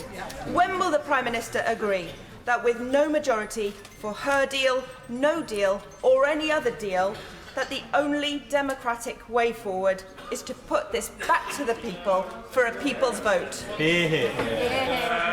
The party in this House that is putting party before country is the Labour Party, the front bench, who are putting the interests of trying to bring about a general election before the interests of actually getting a deal that works for this country. Deirdre Brock. 78% of my constituents in Edinburgh North and Leith voted to remain, and they are extremely concerned about the prospect of a no deal. So I'll repeat the question my honourable friend for Adrian Shotts asked, which the Prime Minister signally failed to answer. Will she publish her no deal planning? We are making preparations for no deal. These preparations are being stepped up. We're continuing to step up those preparations. We've already published a number of issues in relation to no deal planning through the technical notices that have been issued, and we will be continuing to make sure that the information that is provided externally is that which is necessary to ensure that people are prepared for the possibility of a no deal scenario. Nick Dakin. Can I thank the Prime Minister for making it very clear in her statement, in her words, that no deal risks jobs, services and security? And can I ask her to act as the leader of this great country and rule out no deal now? Gentlemen, the only way to rule out no deal is to ensure that there is a deal that enables us to leave the European Union. Wayne David. The Prime Minister has used a mantra ad nauseum. It's her deal or no deal. She's almost repeated again just now. But she must be aware that The Economist magazine, amongst many, many others, have said that a no-deal Brexit wrecks the economy. Why is she prepared to wreck the economy, and will she justify that to the British people? Honourable Gentleman, I believe that the best route forward for the United Kingdom is to leave the European Union with a deal, with a good deal. I believe this is a good deal. Yes. David Linden. Thank you very much indeed, Mr. Speaker. One of the things that's not contained in the Prime Minister's statement from the Council conclusions is about the future of the single market. And she should know that leaving the single market risks 80,000 jobs in Scotland. Does she have any idea how many jobs would be lost in the Queensland, Baillieston and industrial estates if we left single market? The right honourable gentleman will be aware that within the political declaration it is clear that we will have a more ambitious trading relationship with the European Union than any other third country. We will become a third country when we leave the European Union. We have negotiated that deal, that future trade relationship, and that political declaration is the instructions to the negotiators for the future. We've negotiated that precisely with, in our minds, the need to ensure that we protect jobs, and that's what that deal will do. Karen Buck. Speaker, with 750,000 jobs at risk of a no-deal Brexit, according to the UK Trade Observatory, 42,000 of them in my own borough of the cities of Westminster. Isn't it absolutely clear that this is the most disastrous outcome and that the Prime Minister is playing Russian roulette with people's jobs? Given one of the very few options that can command a majority in this House is a measure to stop no deal, isn't it the height of irresponsibility to make us wait a month for a meaningful vote, which will certainly be lost, and not to commit to taking whatever action is necessary, including suspending Article 50, to make sure we do not drive the British economy off a cliff? Can I say to the Honourable Lady The House will have a decision to take, and it will be in the hands of this House as to whether or not it wishes to support a deal. You can't wish no deal away. You can only ensure, if we're not going to leave with no deal, then we have to have an arrangement, we have to have a deal with which to leave the European Union. Henry. Mr. Speaker, the Prime Minister talked about integrity in her statement and talked about the millions who trusted in democracy. What does she say to those same millions who've witnessed the dark money scandal, Vote Leave breaking the law, cash for votes, and her government gerrymandering the Brexit committees, and a legitimate vote of the Scottish Parliament, the legitimate bill of the Scottish Parliament being avoided, getting royal assent by her court action, or her pulling the vote on our deal halfway through the debate? Where is the integrity on those matters? The people deserve their say. Can I say to the honourable gentleman that I believe it was the case that this issue of the continuity bill in Scotland this matter was discussed with the government at the time. The government made clear its position in relation to that continuity bill, in relation to this matter. There were discussions with the Scottish Government throughout the Withdrawal Act going through, the EU Withdrawal Act going through this House, and we have ensured at every stage that we have been consulting with, engaging with the Scottish Government and indeed with the Welsh Government on these matters. Matt Weston. Speaker, we have endured months of obfuscation and prevarication, fudge and more fudge made in Maidenhead. The Prime Minister described perfect as the enemy of the good, but she will also accept that good leadership demands the demonstration of the courage of one's convictions. Prime Minister, we are in a serious crisis. Business demands action urgently.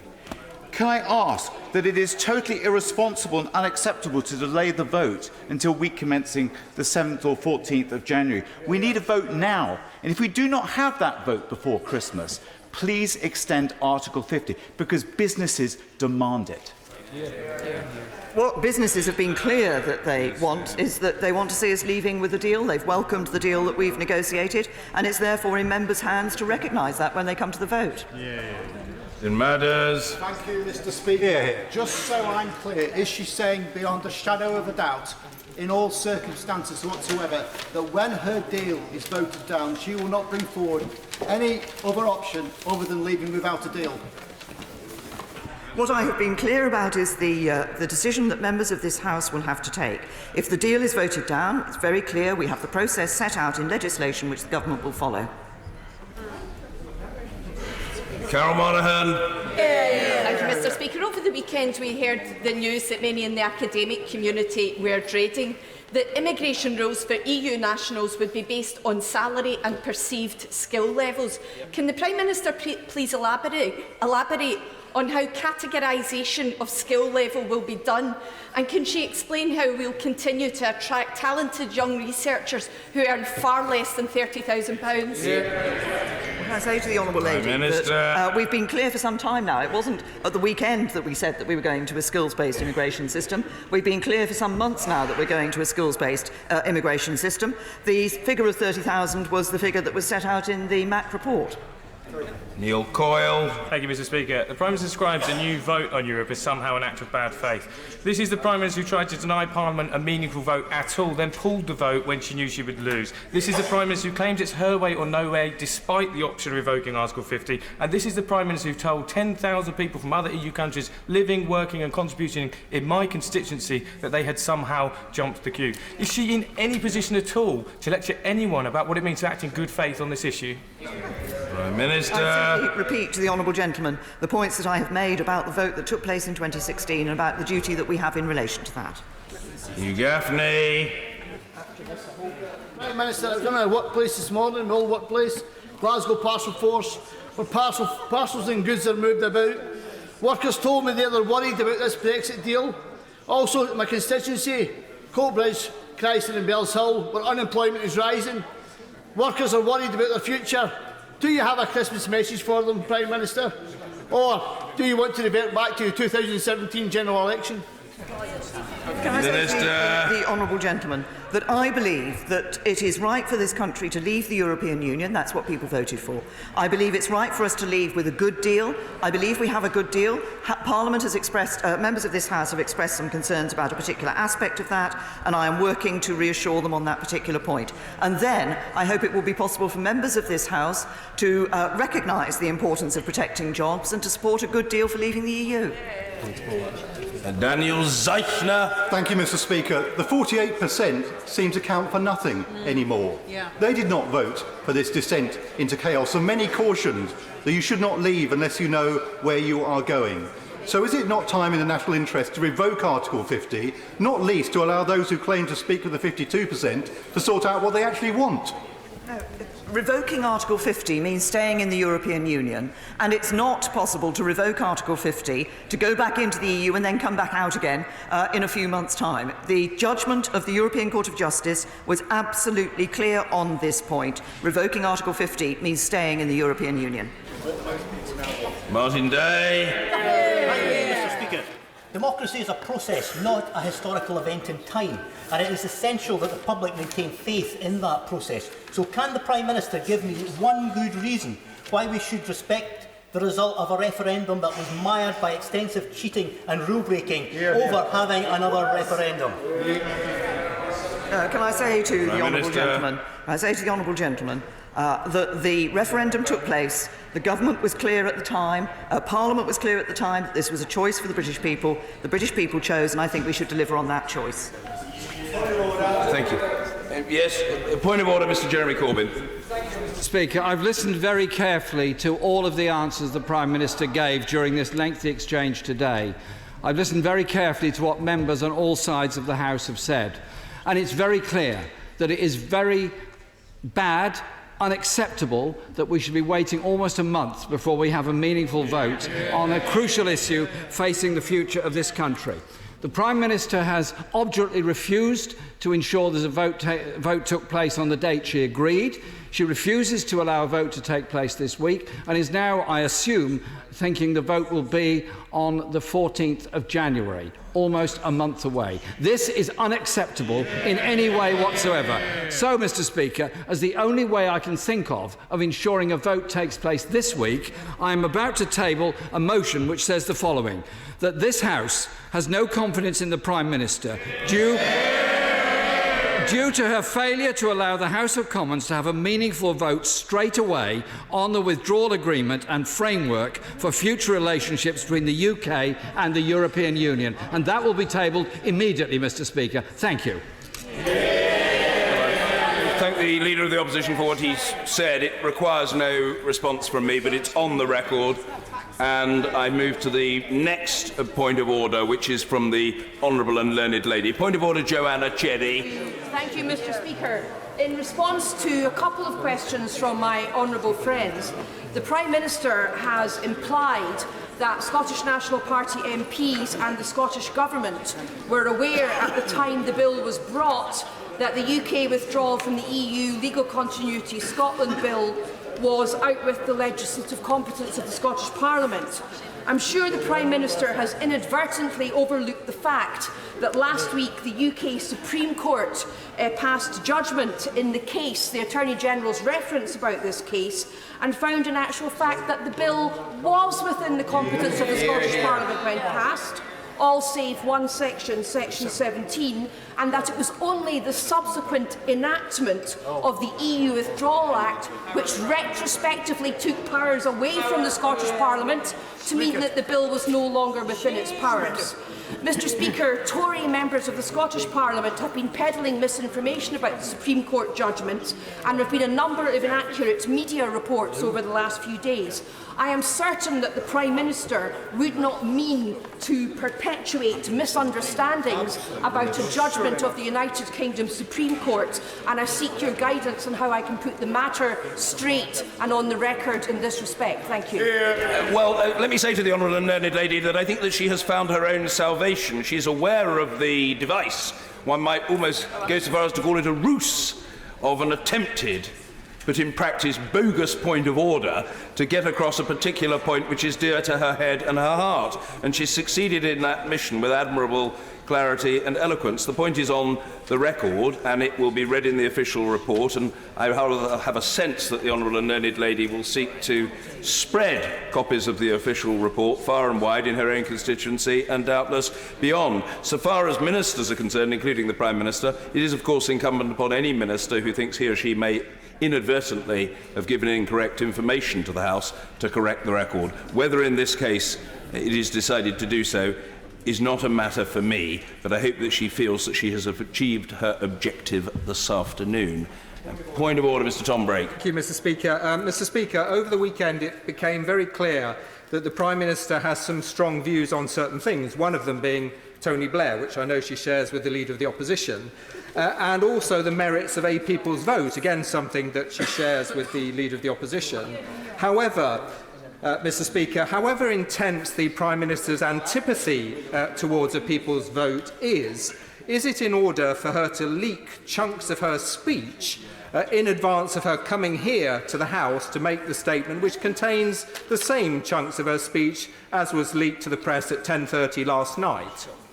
Well, I thank the Right Honourable Gentleman for giving me notice that he wished to raise this matter. Certainly I agree wholeheartedly and without equivocation with the proposition that announcements of government policy should be made in this House and should not be pre-announced to the media. This is not just a courtesy expected of the government, but an important principle. I think it fair only to add, in response to the Right Honourable Gentleman, however, that the government might in this case argue that the number 10 press release to which the Right Honourable Gentleman referred contained no announcement of government policy. It merely reiterated what the Prime Minister told the House last week. I do understand the sense of disquiet, even irritation, that the Right Honourable Gentleman feels, but I think in the name of even-handedness it is reasonable for me to put that second point on the record to sit alongside and to be judged against the first. Yes, of course. I will come to... I'm saving him up. I don't want to squander the Honourable Gentleman too early. Point of order, Mr. Frank Field. Given your record, Mr. Speaker, as being a real champion of backbenchers against both front benches, is there a way which those of us who want to move to a vote on what the options are open to the country if we don't support the government motion, which has been delayed by now a month, would have the opportunity of expressing our views to see whether there's agreement in the House for one or more lines of attack before we rise for Christmas? I indicated last week that there were two means by which the vote could be deferred. And without rehashing all of that for the Right Honourable Gentleman or others, he will recall that I thought that there was a preferable way to do it and a much less preferable way to do it. The government chose the course that it did, and as things stand, its course appears to be set. I also explained to the House, and with a view to people outside this House, that whatever the Chair might think about matters of procedure, the Chair must operate within the powers of the Chair. Manifestly, the Chair cannot act ultra vires. The clear evidence is, and the precedents all support this, that an order of the day in respect of a piece of government business can be moved only by a representative of the government, that is to say, a minister or a government whip. So I was able to express some disquiet on behalf of many members across the House at the sudden deferral of the vote, but I was not in a position to bring about the continuation of the debate or the vote upon it. When the Right Honourable Gentleman asks what recourse he has, is there any recourse he has, I suppose what I would say to the Right Honourable Gentleman is that it's always possible for members to table motions in this House. I'm not exhorting him to do so, and nor am I discouraging him from doing so. The Right Honourable Gentleman is extremely experienced, and he knows that that option exists. He has a motion on the paper. He can seek to gather support for that motion, or if another motion that is judged to be pertinent to his objectives is tabled, he can seek to garner support for such an approach. My role is to serve this House. I would be perfectly happy to chair debates over the Christmas period. I would be perfectly happy to come back on the 2nd of January and to sit in this chair. Millions of people are going to be working on the 2nd of January. We could do that, but it's not for me to say when the House should sit, when it should debate and when it should vote. That has to be determined by others, but I am here to serve, and if the House decided that it wanted to proceed at a different rate, at a faster pace, it would be my responsibility to be here, and I would gladly accept that responsibility. Point of order, Mr. Frank. Further to that point of order, Mr. Speaker, would you be in order if one or more of the opposition parties gave their time early in the new year so that we could reassemble and vote on the 6 or so options you might actually choose? Would that be in order even if the government hadn't moved their own amendment? My sense is that for the date upon which the House sits to be changed would very likely require a conversation. I am speaking, I say to the Right Honourable Gentleman, for the avoidance of doubt, off the top of my head. It almost certainly would require a conversation and agreement between the usual channels. And if there were such an agreement, nothing is impossible. The Right Honourable Gentleman will know that there is a supply of opposition days, but the government will normally give an indication of when there will be an opposition day, and that is usually a matter of negotiation between the two sides. It's not something on which the Speaker can rule. But I don't say that what he is suggesting is impossible, and what I am suggesting is that there seems to be some distance to travel between his aspiration and its realisation. Point of order, Mr. Angus Brendan McNeil. Thank you very much, Mr. Speaker. Further to the point of order by my learned colleague from Edinburgh South West about the response the Prime Minister gave me to my question and the statement. When the Prime Minister has been inadvertently overlooked the facts of the matter in the UK withdrawal from the EU bill of the Scottish Parliament, when would convention suggest in this House that the Prime Minister be expected to correct the record as a courtesy to the House to be accurate, given particularly her office that she holds in the United Kingdom? And if an error is judged to have been made, the correction should be made with dispatch. In other words, if a member, I say to the Honourable Gentleman, believes that he or she has erred, there should not be delay. The record should be corrected without delay. I'm extremely grateful to colleagues. If there are no further points of order, we come now to the statement by the Secretary of State for Business, Energy and Industrial Strategy, the ever-present and unfailingly courteous Secretary of State, Dr. Greg Clark. Thank you very much indeed, Mr. Speaker. And with your permission, I'd like to make a statement on the Good Work Plan published today, which sets out the government's vision for the future of the UK labour market and how we will implement the recommendations that arise from the Matthew Taylor Review of modern working practices. The Taylor Review was commissioned by the Prime Minister to examine the current labour market and the framework of employment law, and to help us understand the opportunities of future working practices, as well as to identify areas where it is not working for everyone.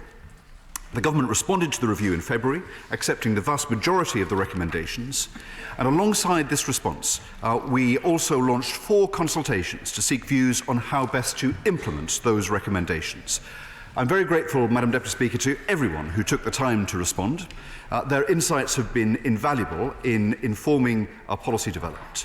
The Good Work Plan that I'm publishing today sets out a programme for ensuring that the UK labour market continues to thrive in the future. The UK labour market has had a very positive record in recent years. Since 2010, we have higher employment and lower unemployment in every region and every nation of the United Kingdom. Wages are now growing at their fastest pace in almost a decade, and this success has been underpinned by an employment law and policy framework which combines flexibility with protections for workers. New ways of working and the rise of new employment models offer great opportunities, including innovative products and services for consumers, as well as new ways in which individuals can find work, earn a living, and develop their talents. Our industrial strategy set out a long-term plan to embrace the opportunities presented by these changes and to boost the productivity and earning power of people throughout the UK. Good work and developing better jobs is at the centre of the vision of the industrial strategy. So I'm proud to be the first Secretary of State to take responsibility for promoting the quality of work as well as the creation of new jobs. And I've written to the Independent Industrial Strategy Council to ask for their participation in the best ways to measure the quality of work across the United Kingdom. And I'm very pleased that Matthew Taylor serves as a member of the new Industrial Strategy Council.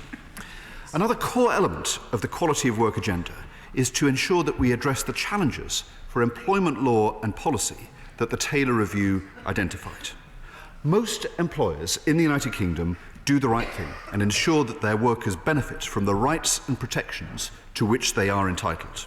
We will not allow these high standards to be breached by a minority who try to deny workers their just entitlements. And among these reforms are steps to improve clarity for both employers and workers. Matthew Taylor recommended that the government should do more to help individuals and businesses understand their rights and obligations. He highlighted that the existing employment status tests have contributed to a lack of clarity for both individuals and employers. We agree with this conclusion, and we will legislate to make improvements that reflect the reality of modern working relationships. Matthew Taylor also recommended that renewed efforts should be made to align the employment status frameworks for the purposes of employment rights and tax to ensure that the differences between the two systems are reduced to an absolute minimum. Again, we agree, and we will be bringing forward detailed proposals to align the two frameworks. We're also committed to addressing what Matthew Taylor termed one-sided flexibility, where too much risk has been transferred to the individual, sometimes to the detriment of their financial security and personal well-being. And we'll bring forward legislation to give all workers a right to request a more predictable contract and address the obstacles that employees can face in building up continuous service. We'll legislate to end the injustice faced by waiters and waitresses and other staff in the hospitality industry who have tips left for them by customers diverted to their employers. Another fundamental reform that Matthew Taylor proposed was the repeal of the so-called Swedish derogation, which exempts agency workers from equal pay requirements. Therefore, the government is today bringing forward legislation to prevent this type of contract being used to avoid meeting the legitimate rights of agency workers. We're also today laying legislation to extend workers' rights, including the right to a written statement and making this available to all workers from day one. We're also bringing forward legislation to provide workers with a longer reference period for the calculation of their holiday pay and reforming regulations to make it easier for employees to have their voice heard in the workplace. This demonstrates how we're putting the Good Work Plan into action immediately. We also recognise the vital role that effective enforcement plays in ensuring confidence to challenge when the law and regulations are broken and in creating a level playing field between businesses. Matthew Taylor called upon the government to improve access to justice in the workplace, and we've already committed to extending state enforcement on behalf of vulnerable workers to the underpayment of holiday pay. The Good Work Plan sets out how this approach will mirror the tough financial penalties and enforcement approach that already applies to the underpayment of the national minimum wage. We're also taking steps to improve the effectiveness of employment tribunals, quadrupling the penalties that they can impose for the persistent breaches of employment law. We want to continue to improve further the enforcement landscape. And in the light of forthcoming policy changes, we'll also consider the case for creating a new single labour market enforcement agency to better ensure that vulnerable workers are more aware of and can exercise their rights, and that businesses deal with a single body on matters relating to their workplace. The Good Work Plan sets out a vision for the future of the UK labour market, a labour market that rewards people for hard work, that celebrates good employers, and that's ambitious about boosting productivity and the potential for everyone in the UK to improve their earnings. I'm very grateful, Madam Deputy Speaker, to Matthew Taylor and his panel, as well as to the many other individuals and organisations who have contributed to the review of modern working practices and our subsequent consultations. Their input has been invaluable in helping the government ensure that the UK labour market is ready to embrace future opportunities without detriment to workers' rights. I'd also like to thank the Business, Energy and Industrial Strategy, Work and Pensions and Scottish Affairs Committees for their continued contributions to the scrutiny of the recommendations and indeed the recommendations that they have made. Alongside the Good Work Plan, today the government is also publishing its response to the first full strategy from the Director of Labour Market Enforcement. Sir David Metcalfe's strategy was published on the 9th of May, made 37 recommendations on labour market enforcement and raising awareness of employment rights. The government response accepts the vast majority of these recommendations and sets out the steps that the government will take forward to raise the awareness of employment rights, improve intelligence gathering on abuses of those rights, and to strengthen enforcement efforts. I'll be placing a copy of this document in the Library of the House. The Home Secretary and I will look forward to working with Sir David as the government implements the recommendations that we've accepted and as he prepares to set clear strategic priorities in the 2019-20 labour market enforcement strategy. Madam Deputy Speaker, as Matthew Taylor himself concluded, the British model works. We have high employment, low unemployment and a long-standing and proud record of high standards for workers. We will consistently be in the vanguard of reform to maintain this reputation as new technologies and new opportunities for workers become available. This response to Taylor is in keeping with these high standards, and I commend this statement to the House. Rebecca Long-Bailey. Thank you, Madam Deputy Speaker, and I thank the Secretary for advance sight of his statement. But behind the Secretary's declaration of high employment lies a dark truth. Nearly 4 million people are in insecure work, 1.1 million working in the gig economy. And at a time of low wages, stagnating productivity and endemic financial insecurity across the UK, I'd hope for something big today. Proposals that not only made our workforce feel secure, but also ensured that its human capital was genuinely valued as the linchpin of Britain's industrial strategy. Now, a Labour inspectorate, abolishing the Swedish derogation and ensuring that workers keep their tips were just some of Labour's policies to transform our labour market. So I am pleased that after a hard-fought campaign by this side of the House and our trade unions, that these points have finally made an appearance in the government's Good Work Plan. However, as the TUC stated today, despite these small victories, the remaining reforms as a whole won't shift the balance of power in the gig economy. So turning very briefly, Madam Deputy Speaker, to just a few of these proposals. Firstly, the Good Work Plan states at the outset that the Prime Minister has committed that we will not only maintain workers' rights as the UK leaves the EU, but enhance them. Even this opening paragraph, I'm afraid, is a little constructive with reality, shall we say. The government's withdrawal agreement simply fails to live up to this commitment on workers' rights, and as the Institute for Public Policy Research have stated, the non-regression clause will not maintain current protections in full, enforcement procedures would be ineffective, and if the EU raises standards, there would be no requirement for the UK to follow suit. Therefore, can the Secretary confirm today that should standards on workers' rights within the EU increase, UK standards will follow suit? Secondly, it appears that the critical point of employment status is equally ambiguous. People on the margins need to know if they're employees, workers or neither. Do they qualify for unfair dismissal and redundancy or not? Now, the government commits to legislate to improve the clarity of the test, but there's no detail. So can the Secretary confirm the legal principles upon which each status is likely to rest? Thirdly, on zero-hour contracts, the government will allow workers to request a more predictable and stable contract. Now, that all sounds rather lovely, but the Secretary must know that an ability to request stable hours exists now. What doesn't exist is an obligation upon the employer to meet this request. Indeed, the government's paper is silent on the latter, so perhaps the Secretary will confirm that the proposed draft legislation will address this deficiency. Because, Madam Deputy Speaker, if it fails to do so, then sadly, as the TUC poetically put it today, zero-hour contracts workers will have no more leverage than Oliver Twist. The fourth critical issue is enforcement. Again, there was very little detail in the government's plan. The issue here is not one of simply shuffling the deck, but of ensuring that the enforcement agency has power and resources. So in light of already swinging cuts to bodies like the HSE, can the Secretary confirm what financial commitments are being made to ensure that this proposal is in fact financially supported? Finally, so far as increased penalties for successful employment tribunals claims, whilst I'm not against the principle, I do fear this is just window dressing.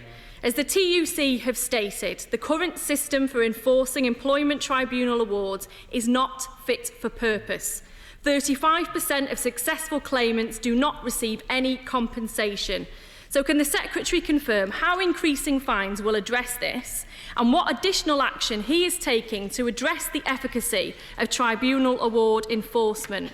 Madam Deputy Speaker, the horrific tales of insecure workers swirl around us like passages from a Charles Dickens novel.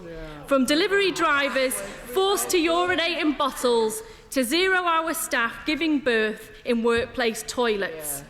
Madam Deputy Speaker, the government's proposals were an opportunity today to improve the lives of these workers, but sadly they fall dramatically short, and those workers face a Dickensian future unless the government takes serious action to protect and enforce the intrinsic value of their human capital within our economy.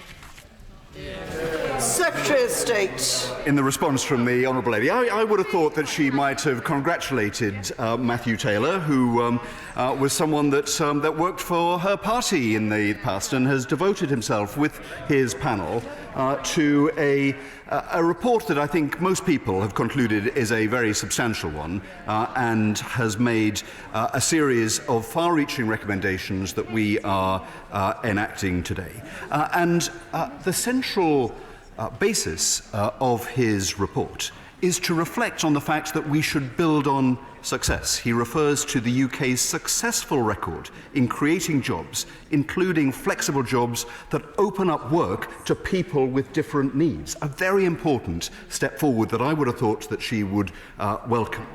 He points out that when it comes to the condition of employees and workers in this country, so far from the Dickensian caricature that she fell into the trap of describing, Matthew Taylor himself noted that if tax levels and tax credits are taken into account, the average take-home pay for families in this country with a full-time member in employment is higher in the UK than in the rest of the G7. We have higher employment than at any time in our history. We have lower unemployment than at any time for 40 years, and the Honourable Lady should have welcomed this. Now, she mentions zero hours contracts.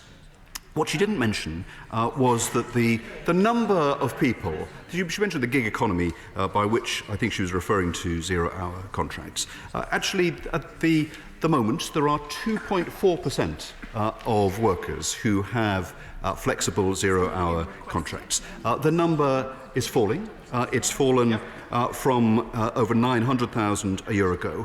And the key thing is that two-thirds of the workers do not want any increase in hours. Nearly 20% of them are in full-time education. And so Matthew Taylor concluded correctly that actually to ban, as the Honourable Lady would, zero-hours contracts would do a disservice, would be against the interests of the people who benefit from them. In terms of the scale of the response, the last set of measures that changed and reformed employment rights to the extent that this package does was in fact in the 1996 Employment Rights Act, over 20 years ago, not coincidentally under the last Conservative administration, reflecting the fact that it is always Conservatives in government that put in the protection for workers when the party opposite, shown again today, can criticise, but they don't take the opportunity themselves to make the reforms that they mention. She mentions the alignment of the test for employment and for taxation. Matthew Taylor was very clear in his report that it is a complex matter and would take some time to bring into effect, and that we should consult carefully on it, and the select committees have endorsed that recommendation. We have said that we are committed to ending the disparity and to bringing to a conclusion that difference, and she should welcome that. And finally, she mentions the European Union. And refers to the fact that once we leave the European Union, we will be able to set our own employment policies. The Prime Minister has been very clear that not only will we not reduce the protections that workers enjoy, but that we will increase them. Today shows we are laying the legislation this very day that goes far in advance of rights that are currently available in the European Union. She should have confidence in the ability of this House and this country to lead the world in employment rights, and I'm proud that we are doing it on this side of the House. Maria Miller. I very much welcome my right honourable friend's statement on how he and the government plan to take forward the Taylor Review. And he's right, there's too much risk in many circumstances has been transferred to the individual. I'm a little puzzled as to why there's still so little action to strengthen protection for pregnant women.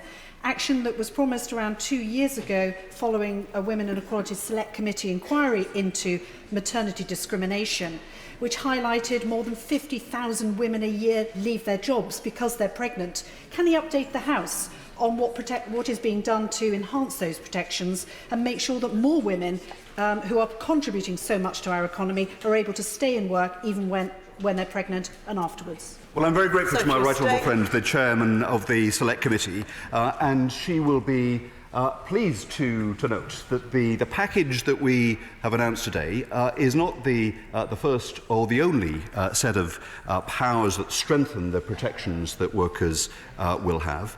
We will respond very shortly. My honourable friend will respond shortly and enthusiastically to the recommendations that she has made, and I hope that she will welcome these further extensions of protections for pregnant women.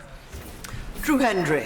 Thank you, Madam Deputy Speaker, and can I thank the Secretary of State for advance sight of the statement. There are a couple of things to welcome from the statement today. First of all, the action on Swedish derogation.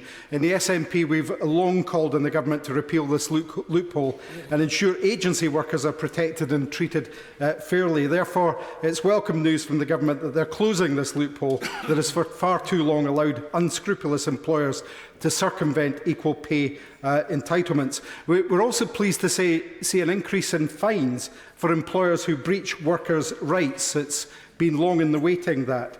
But then there are measures that miss the mark or are missing completely from this statement. There is nothing to tackle zero-hour contracts. Perhaps the most disappointing of all is the absence of meaningful action to tackle these.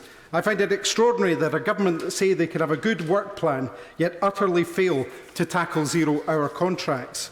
Nor do these measures address the damage the Regressive Trade Union Act has done to workers' rights, which was designed to strike at the heart of trade unions' abilities to organise and support workers. On these benches, we believe that a modern and progressive approach to industrial relations and trade unionism is at the very heart of being able to achieve fair work. Also does nothing to ensure people are paid a real living wage.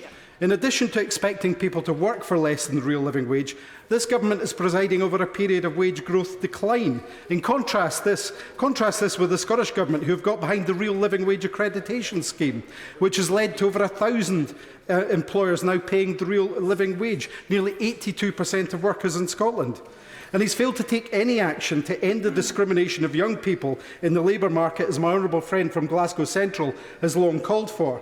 It does nothing to tackle the unpaid work trial shifts. The government calls this a good work plan, but still refuses to end the practice of unpaid trials. My honourable friend from Glasgow South's unpaid trial work periods prohibition bill needs support. These measures also offer nothing for the gig economy workers or the protections they need. The Secretary of State could do this by supporting the progress of my honourable friend from Glasgow South West's Workers' Definition and Rights Bill to define in law the status of workers.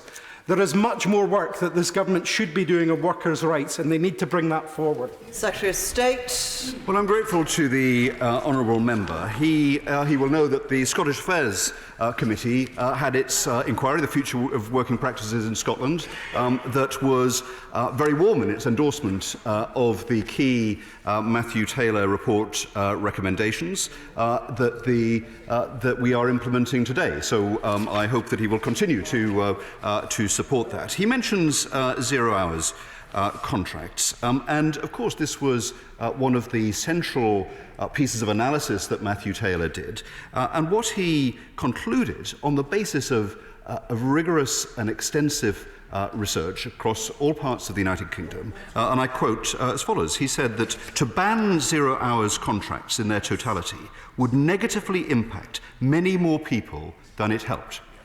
It seems to me that if you commission an independent report, when it has the authority and the depth of the research that has gone into that report, it makes such a clear recommendation, then you ought to act on it. And that is what we are doing in the response that we have made to the Taylor report. He mentions the national living wage, and he didn't, in so doing, mention the fact that since it was introduced, it benefits 117,000 people in Scotland, with a gain of over £2,750 since its introduction. But I note that in Scotland, of course, the decision by the Scottish Government to increase taxes on working people has meant that over 1 million Scots are actually receiving less in take-home pay than they otherwise might. So I think that if you are looking at the welfare of workers in Scotland, you need to look at what they pay in tax as well. It gives me no pleasure to point out to the honourable gentleman that of all of the parts of the United Kingdom, nations and regions, under the SNP, Scotland has had the slowest rate of job growth in the whole of the United Kingdom. And indeed, if Scotland had matched the UK's rate of job growth, there would be nearly 200,000 more Scots with a job. So it is right to build on the analysis that Matthew Taylor has set out, how we can build on the success while extending protections. I look forward to working with Derek Mackay and the Scottish Government, because many aspects, such as education policy, are relevant to people's ability to earn more. Through our industrial strategy, we will work together, but a little more humility from the honourable gentleman in his criticisms might be appropriate. Robert Halfon. Deputy Speaker, amidst all the Brexit fog, I have to say this is the best news I've heard from the government for weeks. This is an example of us truly being the Workers' Party of the United Kingdom. I strongly welcome what he said about agency workers and the Swedish derogation, because many constituents have suffered in my constituency because of that Swedish derogation. Could I just ask him about apprenticeship workers? A fifth of apprenticeships at level 2 and 3 were not paid the apprentice minimum wage. We highlighted this in our apprentice reports in our Education Select Committee.